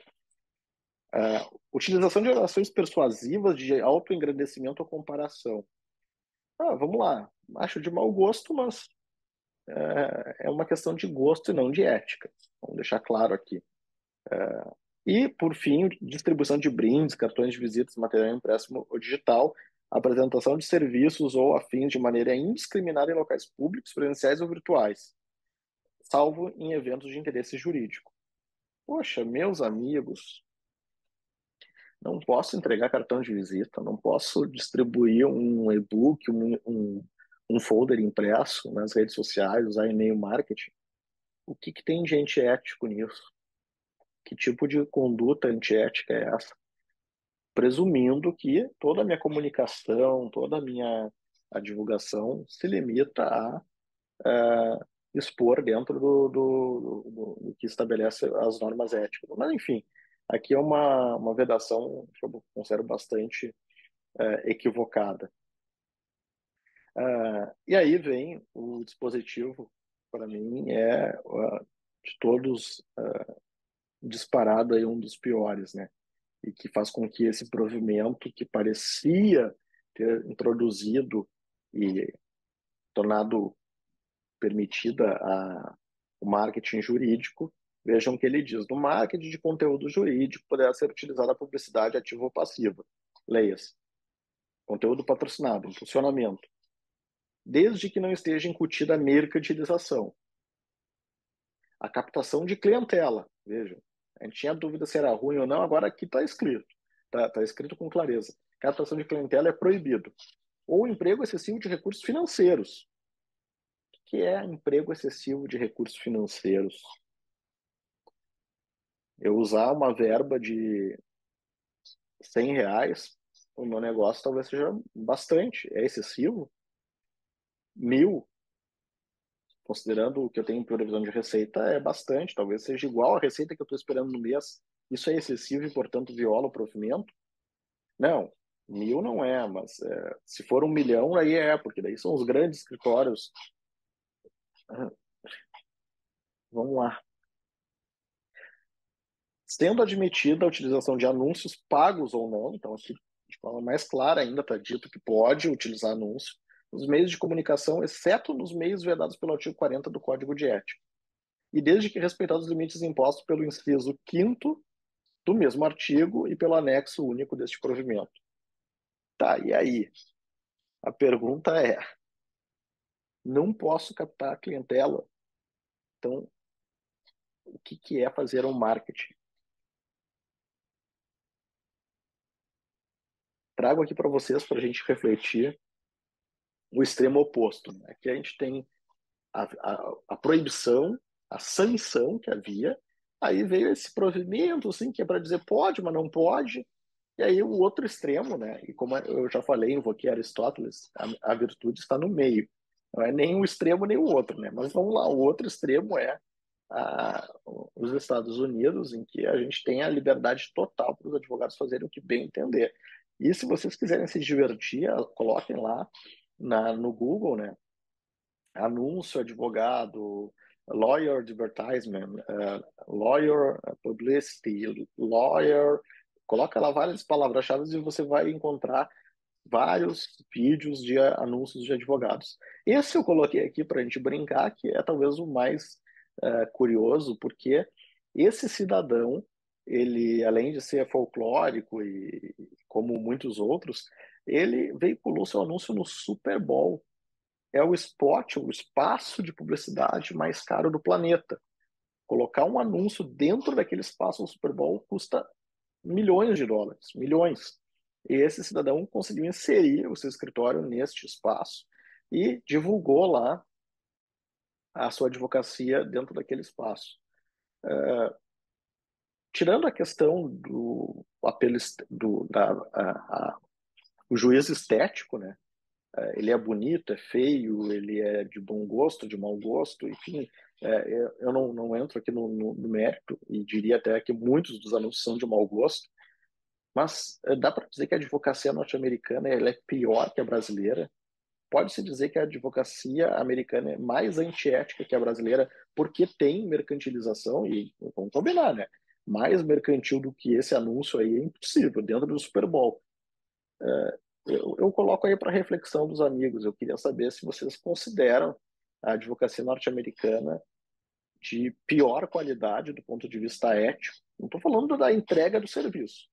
E quero imaginar e tomar como pressuposto que ambos os advogados, americano e brasileiro, tentam fazer a melhor atendimento, a melhor prestação de serviço jurídico. Mas a questão é a tutela da profissão e o cuidado para que nós tenhamos profissionais éticos e uma legislação profissional adequada. Nós podemos dizer que, por ser liberada a mercantilização lá, a advocacia se tornou pior. Reflitam comigo e percebam se sempre nos debates sobre marketing jurídico vem o argumento ad terrorem. E esse ele é quase que imbatível, né? Mas veja bem, Anderson, o que está propondo então é liberar geral. Imagina o que os grandes escritórios vão fazer. Acabou, não tem mais. Imagina. O argumento do terror ele leva à enésima potência a previsão a catastrófica, apocalíptica, que faz com que a gente perceba, não, peraí, não. Então, realmente, tem que ter uma regulamentação, tem que ter proibição, senão vira bagunça. E aí a gente pega o exemplo da bagunça, né? Abro aspas, e virou mesmo bagunça, virou um cenário catastrófico. O sujeito que se forma nos Estados Unidos, realmente, ele não consegue advogar porque os grandes escritórios compraram os grandes espaços publicitários e aí não tem espaço para mais ninguém que comece. Dá para a gente afirmar isso, né? Então, não me parece que o argumento, ele na verdade é um espantalho. Ele é um espantalho. A gente colocou lá que a mercantilização é feia, é ruim, a gente bate nela, porque, ou do contrário, nós estaríamos sendo antiéticos, e aí a gente esquece o problema central, que é como conseguir clientes e atingir o mercado.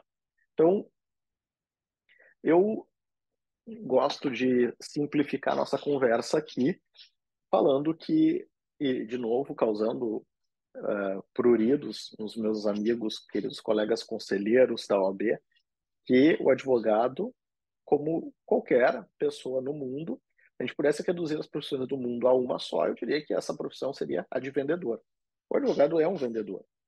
Ele tem que saber vender o seu serviço. Se ele não souber vender, não tem cliente.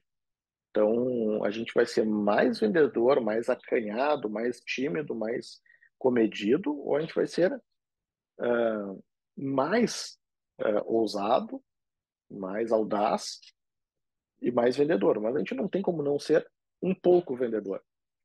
E querer iludir ou querer usar eufemismos, subterfúgios, outras palavras, me desculpa, é querer ser hipócrita e mascarar a realidade. Todo e qualquer profissional ele tem que vender o seu serviço, mais ou menos. O advogado ele é um vendedor. E aí o que que a gente faz quando a gente vai à venda? A gente vai à guerra. Que é isso, né? Essa imagem eu tento ilustrar exatamente o que que é o go-to-market. Se você é um advogado que trabalha sozinho, você vai pegar sua espadinha e vai aí lutar com todas as adversidades e enfrentar os desafios que estão aí no mercado. É isso, é ir pro campo de batalha. Então, quando a gente fala de ir ao mercado, é essa estratégia que a gente precisa estruturar. Que não é evidente, eu usei a metáfora ali, não é realmente guerrear, duelar, mas sim ter uma ação organizada, com estratégias organizadas de conseguir encontrar os clientes e oferecer os meus serviços.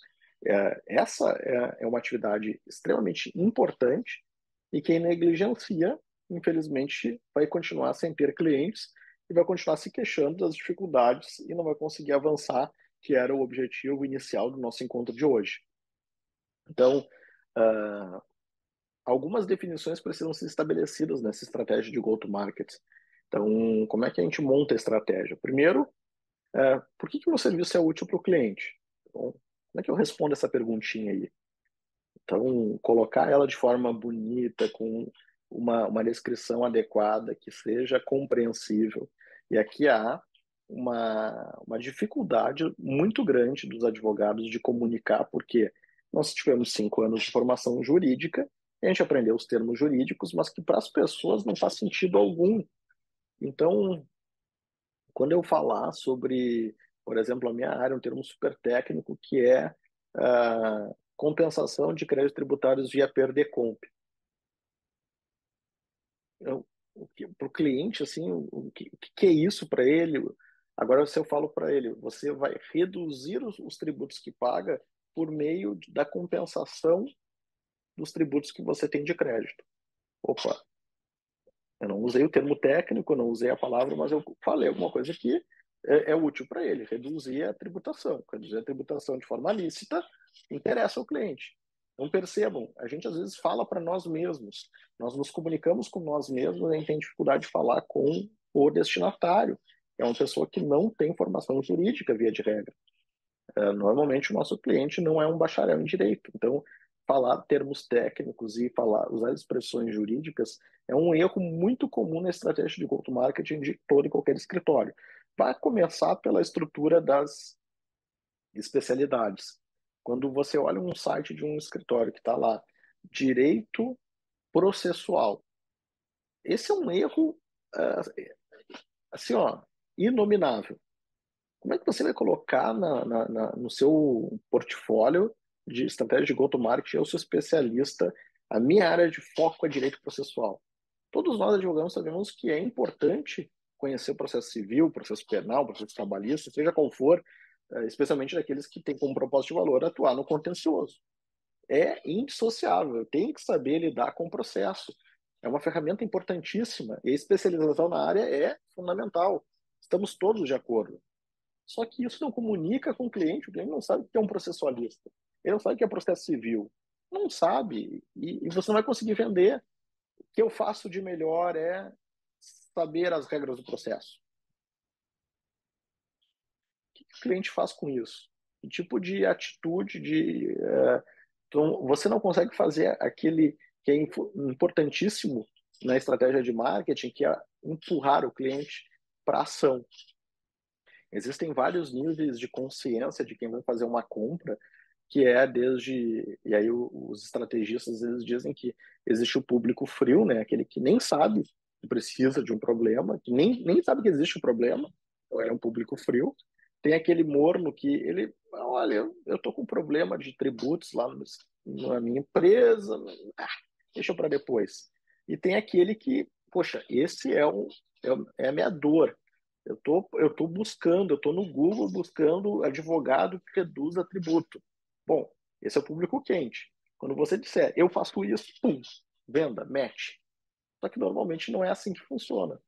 Então você precisa aquecer o público frio, criar a cultura da necessidade do seu serviço por vezes, explicando por que que ele precisa comprar.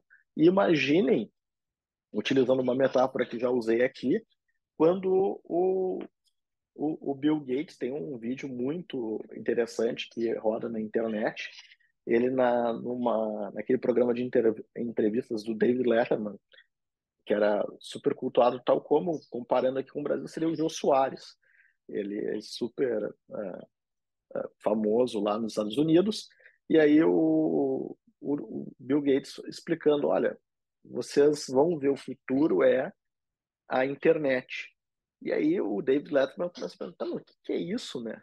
Que, que é isso, a internet? Ah, é um lugar onde você coloca lá um texto e as pessoas acessam e leem.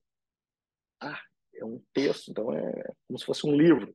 Então, a estranheza de quem não conhecia e não sabia da necessidade é muito curiosa para ver aquele que ele está vendendo ali algo que eu não sabia que eu precisava.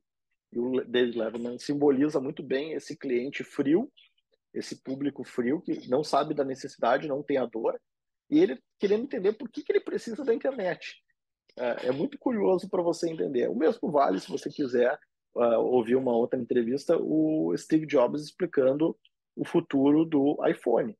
E na época em que os aparelhos estavam diminuindo, né, rumando para serem cada vez menores, porque a única função desse aparelho era permitir a comunicação, então, ele vai na contramão e aumenta o tamanho e diz que vai ser importante você ter essa tela.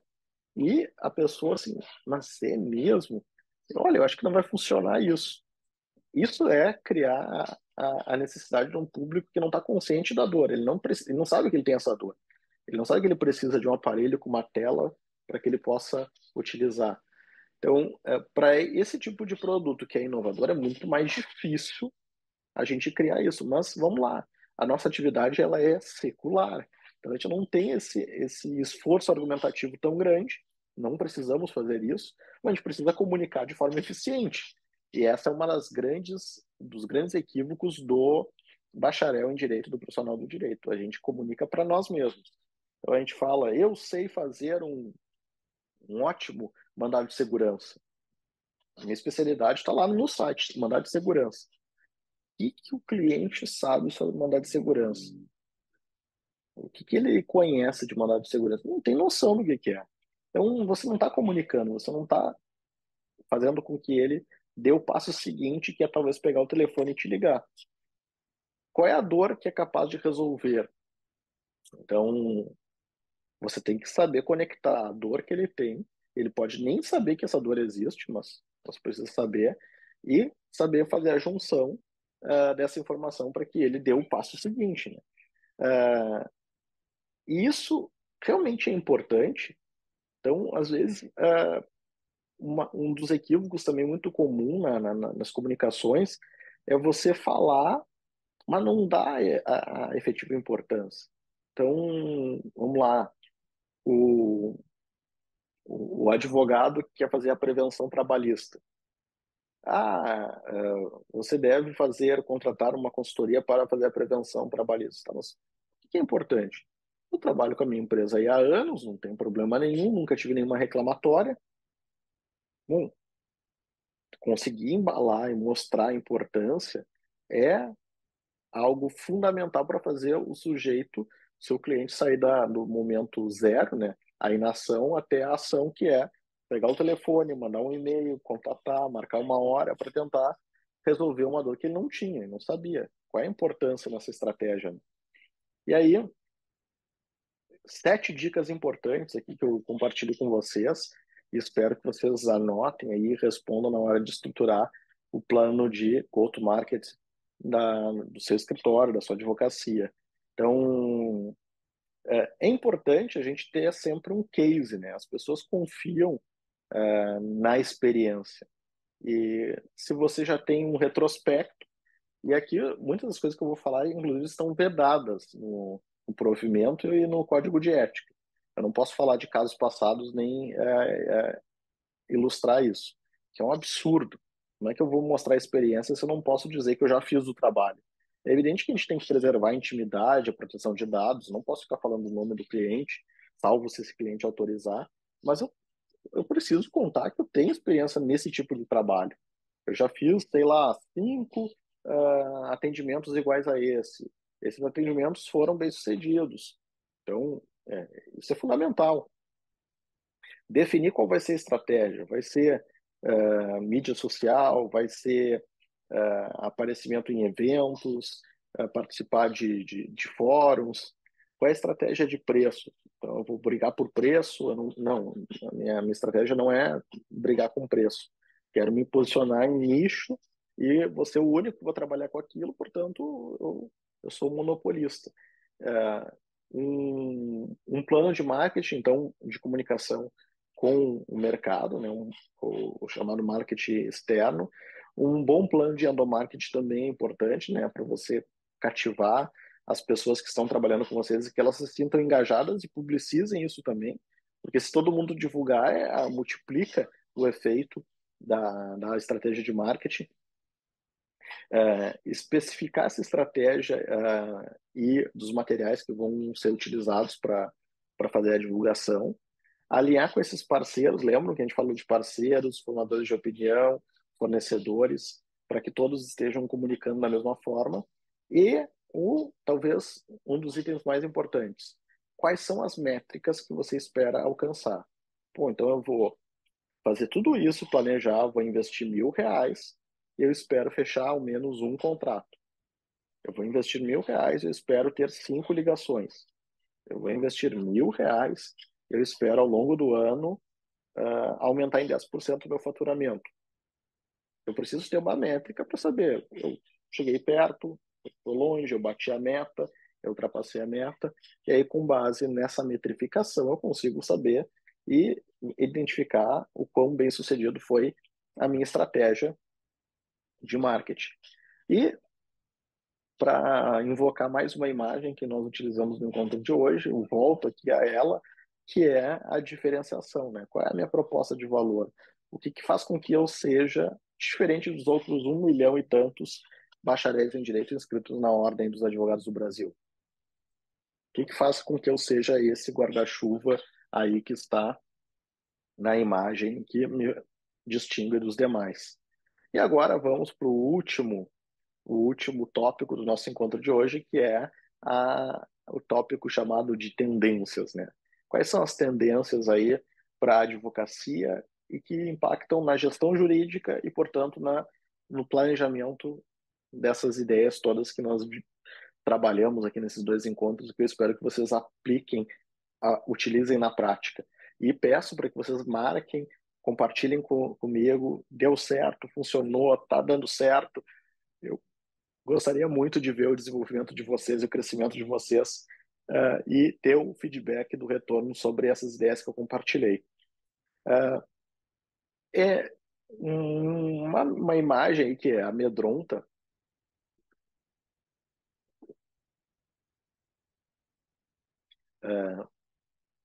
o uso da tecnologia, né? As inovações tecnológicas estão numa intensidade, numa velocidade tão grande, e uma imagem que amedronta muito é o robô. Será que o robô vai acabar com a advocacia, vai acabar com a atividade jurídica, vai tornar indispensável? Eu diria, esquece, esquece, isso não existe, não há a menor chance, ao menos com a tecnologia que se tem, conhecimento hoje, não é possível o robô resolver os problemas que são cada vez mais complexos e que, até mesmo pela tecnologia, agregam em complexidade que o robô não é capaz de solucionar. Então, não há, no curto espaço de tempo, e curto, vou dizer aqui o que eu considero o horizonte de ao menos 20 anos. Nos próximos 20 anos, não há a menor chance, não há a menor chance do advogado se tornar dispensável. Não há, não há chance alguma. Isso significa que a gente não deve se preocupar com o uso da tecnologia e pensar no futuro? Não, longe disso. O uso da tecnologia ele vai vir ao nosso encontro, a nosso favor, se eu souber utilizar com inteligência. Lembra do problema do dilema do tempo? O nosso tempo é escasso, é finito, é imutável. Bom, eu tenho como ampliar isso usando tecnologia. Então, as mesmas horas eu vou torná-las mais produtivas, porque muitas das rotinas eu deleguei para o computador, para o robô, para a máquina, e essas rotinas serão feitas pela máquina. automatizar rotinas, utilizar aplicativos, utilizar a tecnologia a nosso favor é extremamente salutar e a gente consegue se tornar mais produtivo, abrindo espaço na agenda para a gente descansar e fazer coisas que nos dão prazer. Então, usar a tecnologia é super importante, conhecer a tecnologia, usar ela a nosso favor e não contra nós. Então, use e veja isso não como uma ameaça, mas como uma oportunidade. Tecnologia é uma oportunidade. Eu vou me tornar mais produtivo, vou atender mais clientes com base em tecnologia. Isso remete para um outro ponto, né? E trago aqui o nosso personagem famoso, né? O Saul Goodman, que é um dos advogados mais icônicos das séries da TV, né? É uma figura bastante folclórica, né? E que é, trabalha muito mais a imagem, a forma do que o conteúdo. E aqui eu quero estabelecer isso como uma tendência que é algo que está se mudando e com uma intensidade muito veloz. Durante muitos anos, os advogados se esconderam na forma. É no juridiquês, é no terno, é no escritório bonito, no carro importado, na aparência, para fazer com que isso desse a imagem de que é um bom prestador de serviço, quando a entrega não conseguia alcançar os resultados que eram prometidos. Isso isso é uma tendência, eu acho que isso está com os dias contados. Acho que cada vez mais, com a sociedade de informação, com as informações dispersas, as pessoas cada vez mais se comunicam, trocam informações, a reputação começa a circular com mais fluência, e aí o enganador, o atochador, aquele que não sabe nada, mas ele consegue se disfarçar, vai ter mais dificuldade. Não vai acabar, acho que vão continuar esses enganadores aí, e infelizmente temos muitos no mercado, tem muitos colegas aí que têm precária formação, mas são mestres da apresentação da forma, e eles vão continuar ainda agindo, mas as pessoas buscam mais, cada vez mais o conteúdo, a qualidade. E aí isso abre espaço para outros profissionais que não são famosos, não têm estrutura, não têm um escritório numa rua cara.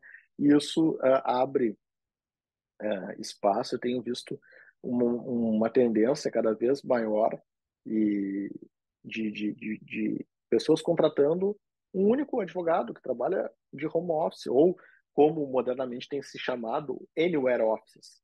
Então eu tenho o meu escritório, a minha estrutura lá, que eu posso ir para qualquer lugar e atender o cliente no seu escritório, na sua empresa, na sua sede, e ele não precisa ir lá e ver aquele prédio de mármore, aquela recepção gigantesca, aquele volume de recurso alocado ali em bens tangíveis que para o cliente não faz tanto sentido mais. Eu vejo uma tendência de se preocupar, se dar mais valor ainda mais por conteúdo, para entrega, do que para a forma da aparência.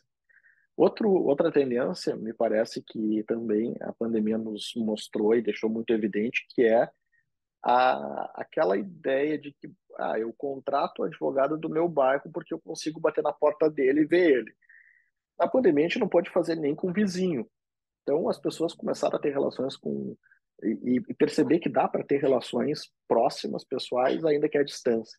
Então, a desterritorialização, acho que é um fenômeno, e isso permite que eu atue mesmo em comunidades fechadas, em pessoas que são avessas ou arredias à contratação de forasteiros, a gente consiga chegar em outras comunidades, em outras cidades, ou quem sabe em outros estados.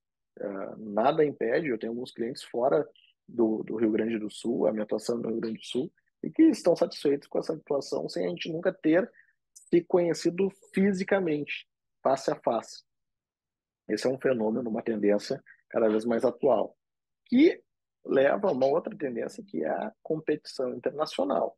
Então, é uma faca de dois gumes, né? Ao mesmo tempo que eu posso ir em outro território, o outro território também pode vir para cá.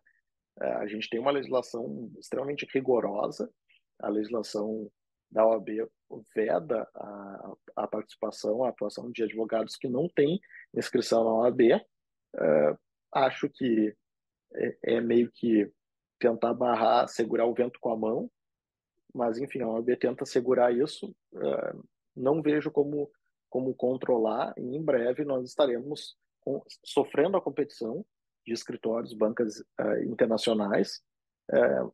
Vamos, e já estamos disputando isso, espaço, com empresas de auditoria.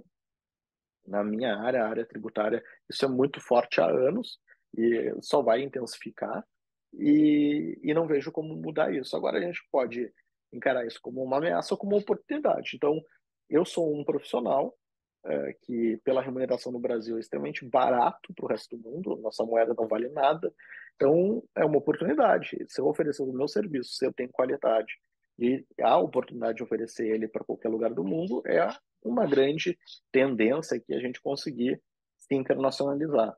E quando eu falo internacionalizar, alguém pensa, poxa, mas isso é só para um advogado muito famoso, conhecido. Não, meus amigos. Eu posso atender um brasileiro que está lá nos Estados Unidos e que precisa de um serviço. Um brasileiro que foi imigrar de forma amadora e legal até algum país do mundo e precisa da minha assessoria com uma questão de direito de família, direito imobiliário ou até mesmo estruturação de negócios mais complexos. É possível, sim, a gente atender pessoas em lugares dos mais variados do mundo e competir com profissionais que estejam situados nas mais variadas localidades do mundo. Uma tendência ao contrário do que eu falei no início, né, que o computador vai resolver tudo e a gente vai perder o emprego, a tendência é, na verdade, um mundo cada vez mais complexo, questões que envolvem uma série de combinações de problemas, né? É um problema envolvendo questão de família, sucessão, tributário, contrato, que envolve uma questão de perfil genético, que envolve uma questão de tecnológica, proteção de dados, enfim, a, a, as relações humanas elas não vão se tornar mais simples, elas vão se tornar cada vez mais complexas em razão, especialmente da tecnologia. E aí, o que é a tendência? Precisar de profissionais que saibam resolver soluções e tenham soluções para problemas complexos. Então, essa para mim é uma tendência. E se você estiver preparado, se preparando para isso, você está na tendência. Se você quer continuar resolvendo lá o cara crachá, norma, problema, problema, ação, ação, ingresso no judiciário. Esse tipo de comportamento padronizado que durante muito tempo funcionou, esse sim tende a ser exaurido ou substituído por outras ferramentas de solução de conflito. E para finalizar e encerrar aqui a nosso encontro, dizer que no fim do dia nós somos humanos, nós somos seres humanos. Enquanto a raça humana estiver na Terra, a gente vai ser um ser complexo, falível, com problemas, com conflitos. E esses conflitos precisam ser mediados, resolvidos pelo profissional que foi ensinado, vocacionado dessa missão de solucionar esses problemas. Enquanto existir a raça humana, existirão os conflitos, existirão os problemas, as divergências, e que no mundo civilizado se resolve pelos instrumentos jurídicos legais adequados. E enquanto existir o direito, né, e o Estado de Direito, a gente vai resolver pela forma jurídica e não pela barbárie, pela força. Então, acreditando nisso, de que somos humanos, estabeleceríamos relações humanas, sejam mediadas pela tecnologia ou não, é que os problemas vão continuar existindo, cada vez em maior número, cada vez mais complexos, e a gente tem a advocacia aí para muitos e muitos anos. Eu espero que eu tenha conseguido trazer noções importantes, compartilhar com vocês conceitos que, para mim, são fundamentais para a gente poder exercer a advocacia com eficiência e com satisfação, com orgulho, com prazer. Eu fico muito frustrado quando eu vejo colegas abdicando, desistindo da profissão que eu amo, que eu acho nobilíssima, mas que não foram ensinados, não conheceram essas ferramentas que eu compartilhei hoje com vocês e que olhando para trás, vejo como eu teria agido diferente, como eu teria tratado de forma diferente se eu soubesse de tudo isso antes. Pensando nisso, é que eu compartilhei com vocês esse conteúdo. Eu espero que tenha sido útil. Se vocês gostaram, comente. Se você não gostou, escreva lá. Não fala pública, né? Fala no privado, dá o feedback. Eu vou gostar de ouvir. O feedback é sempre muito bom, né? Saber naquilo que a gente acertou, naquilo que a gente precisa corrigir. Mas é sempre bom a gente manter a relação. Eu espero que a gente continue conversando aí por muito e muito tempo. Um grande abraço a todos e que a gente continue os contatos aí nas redes sociais.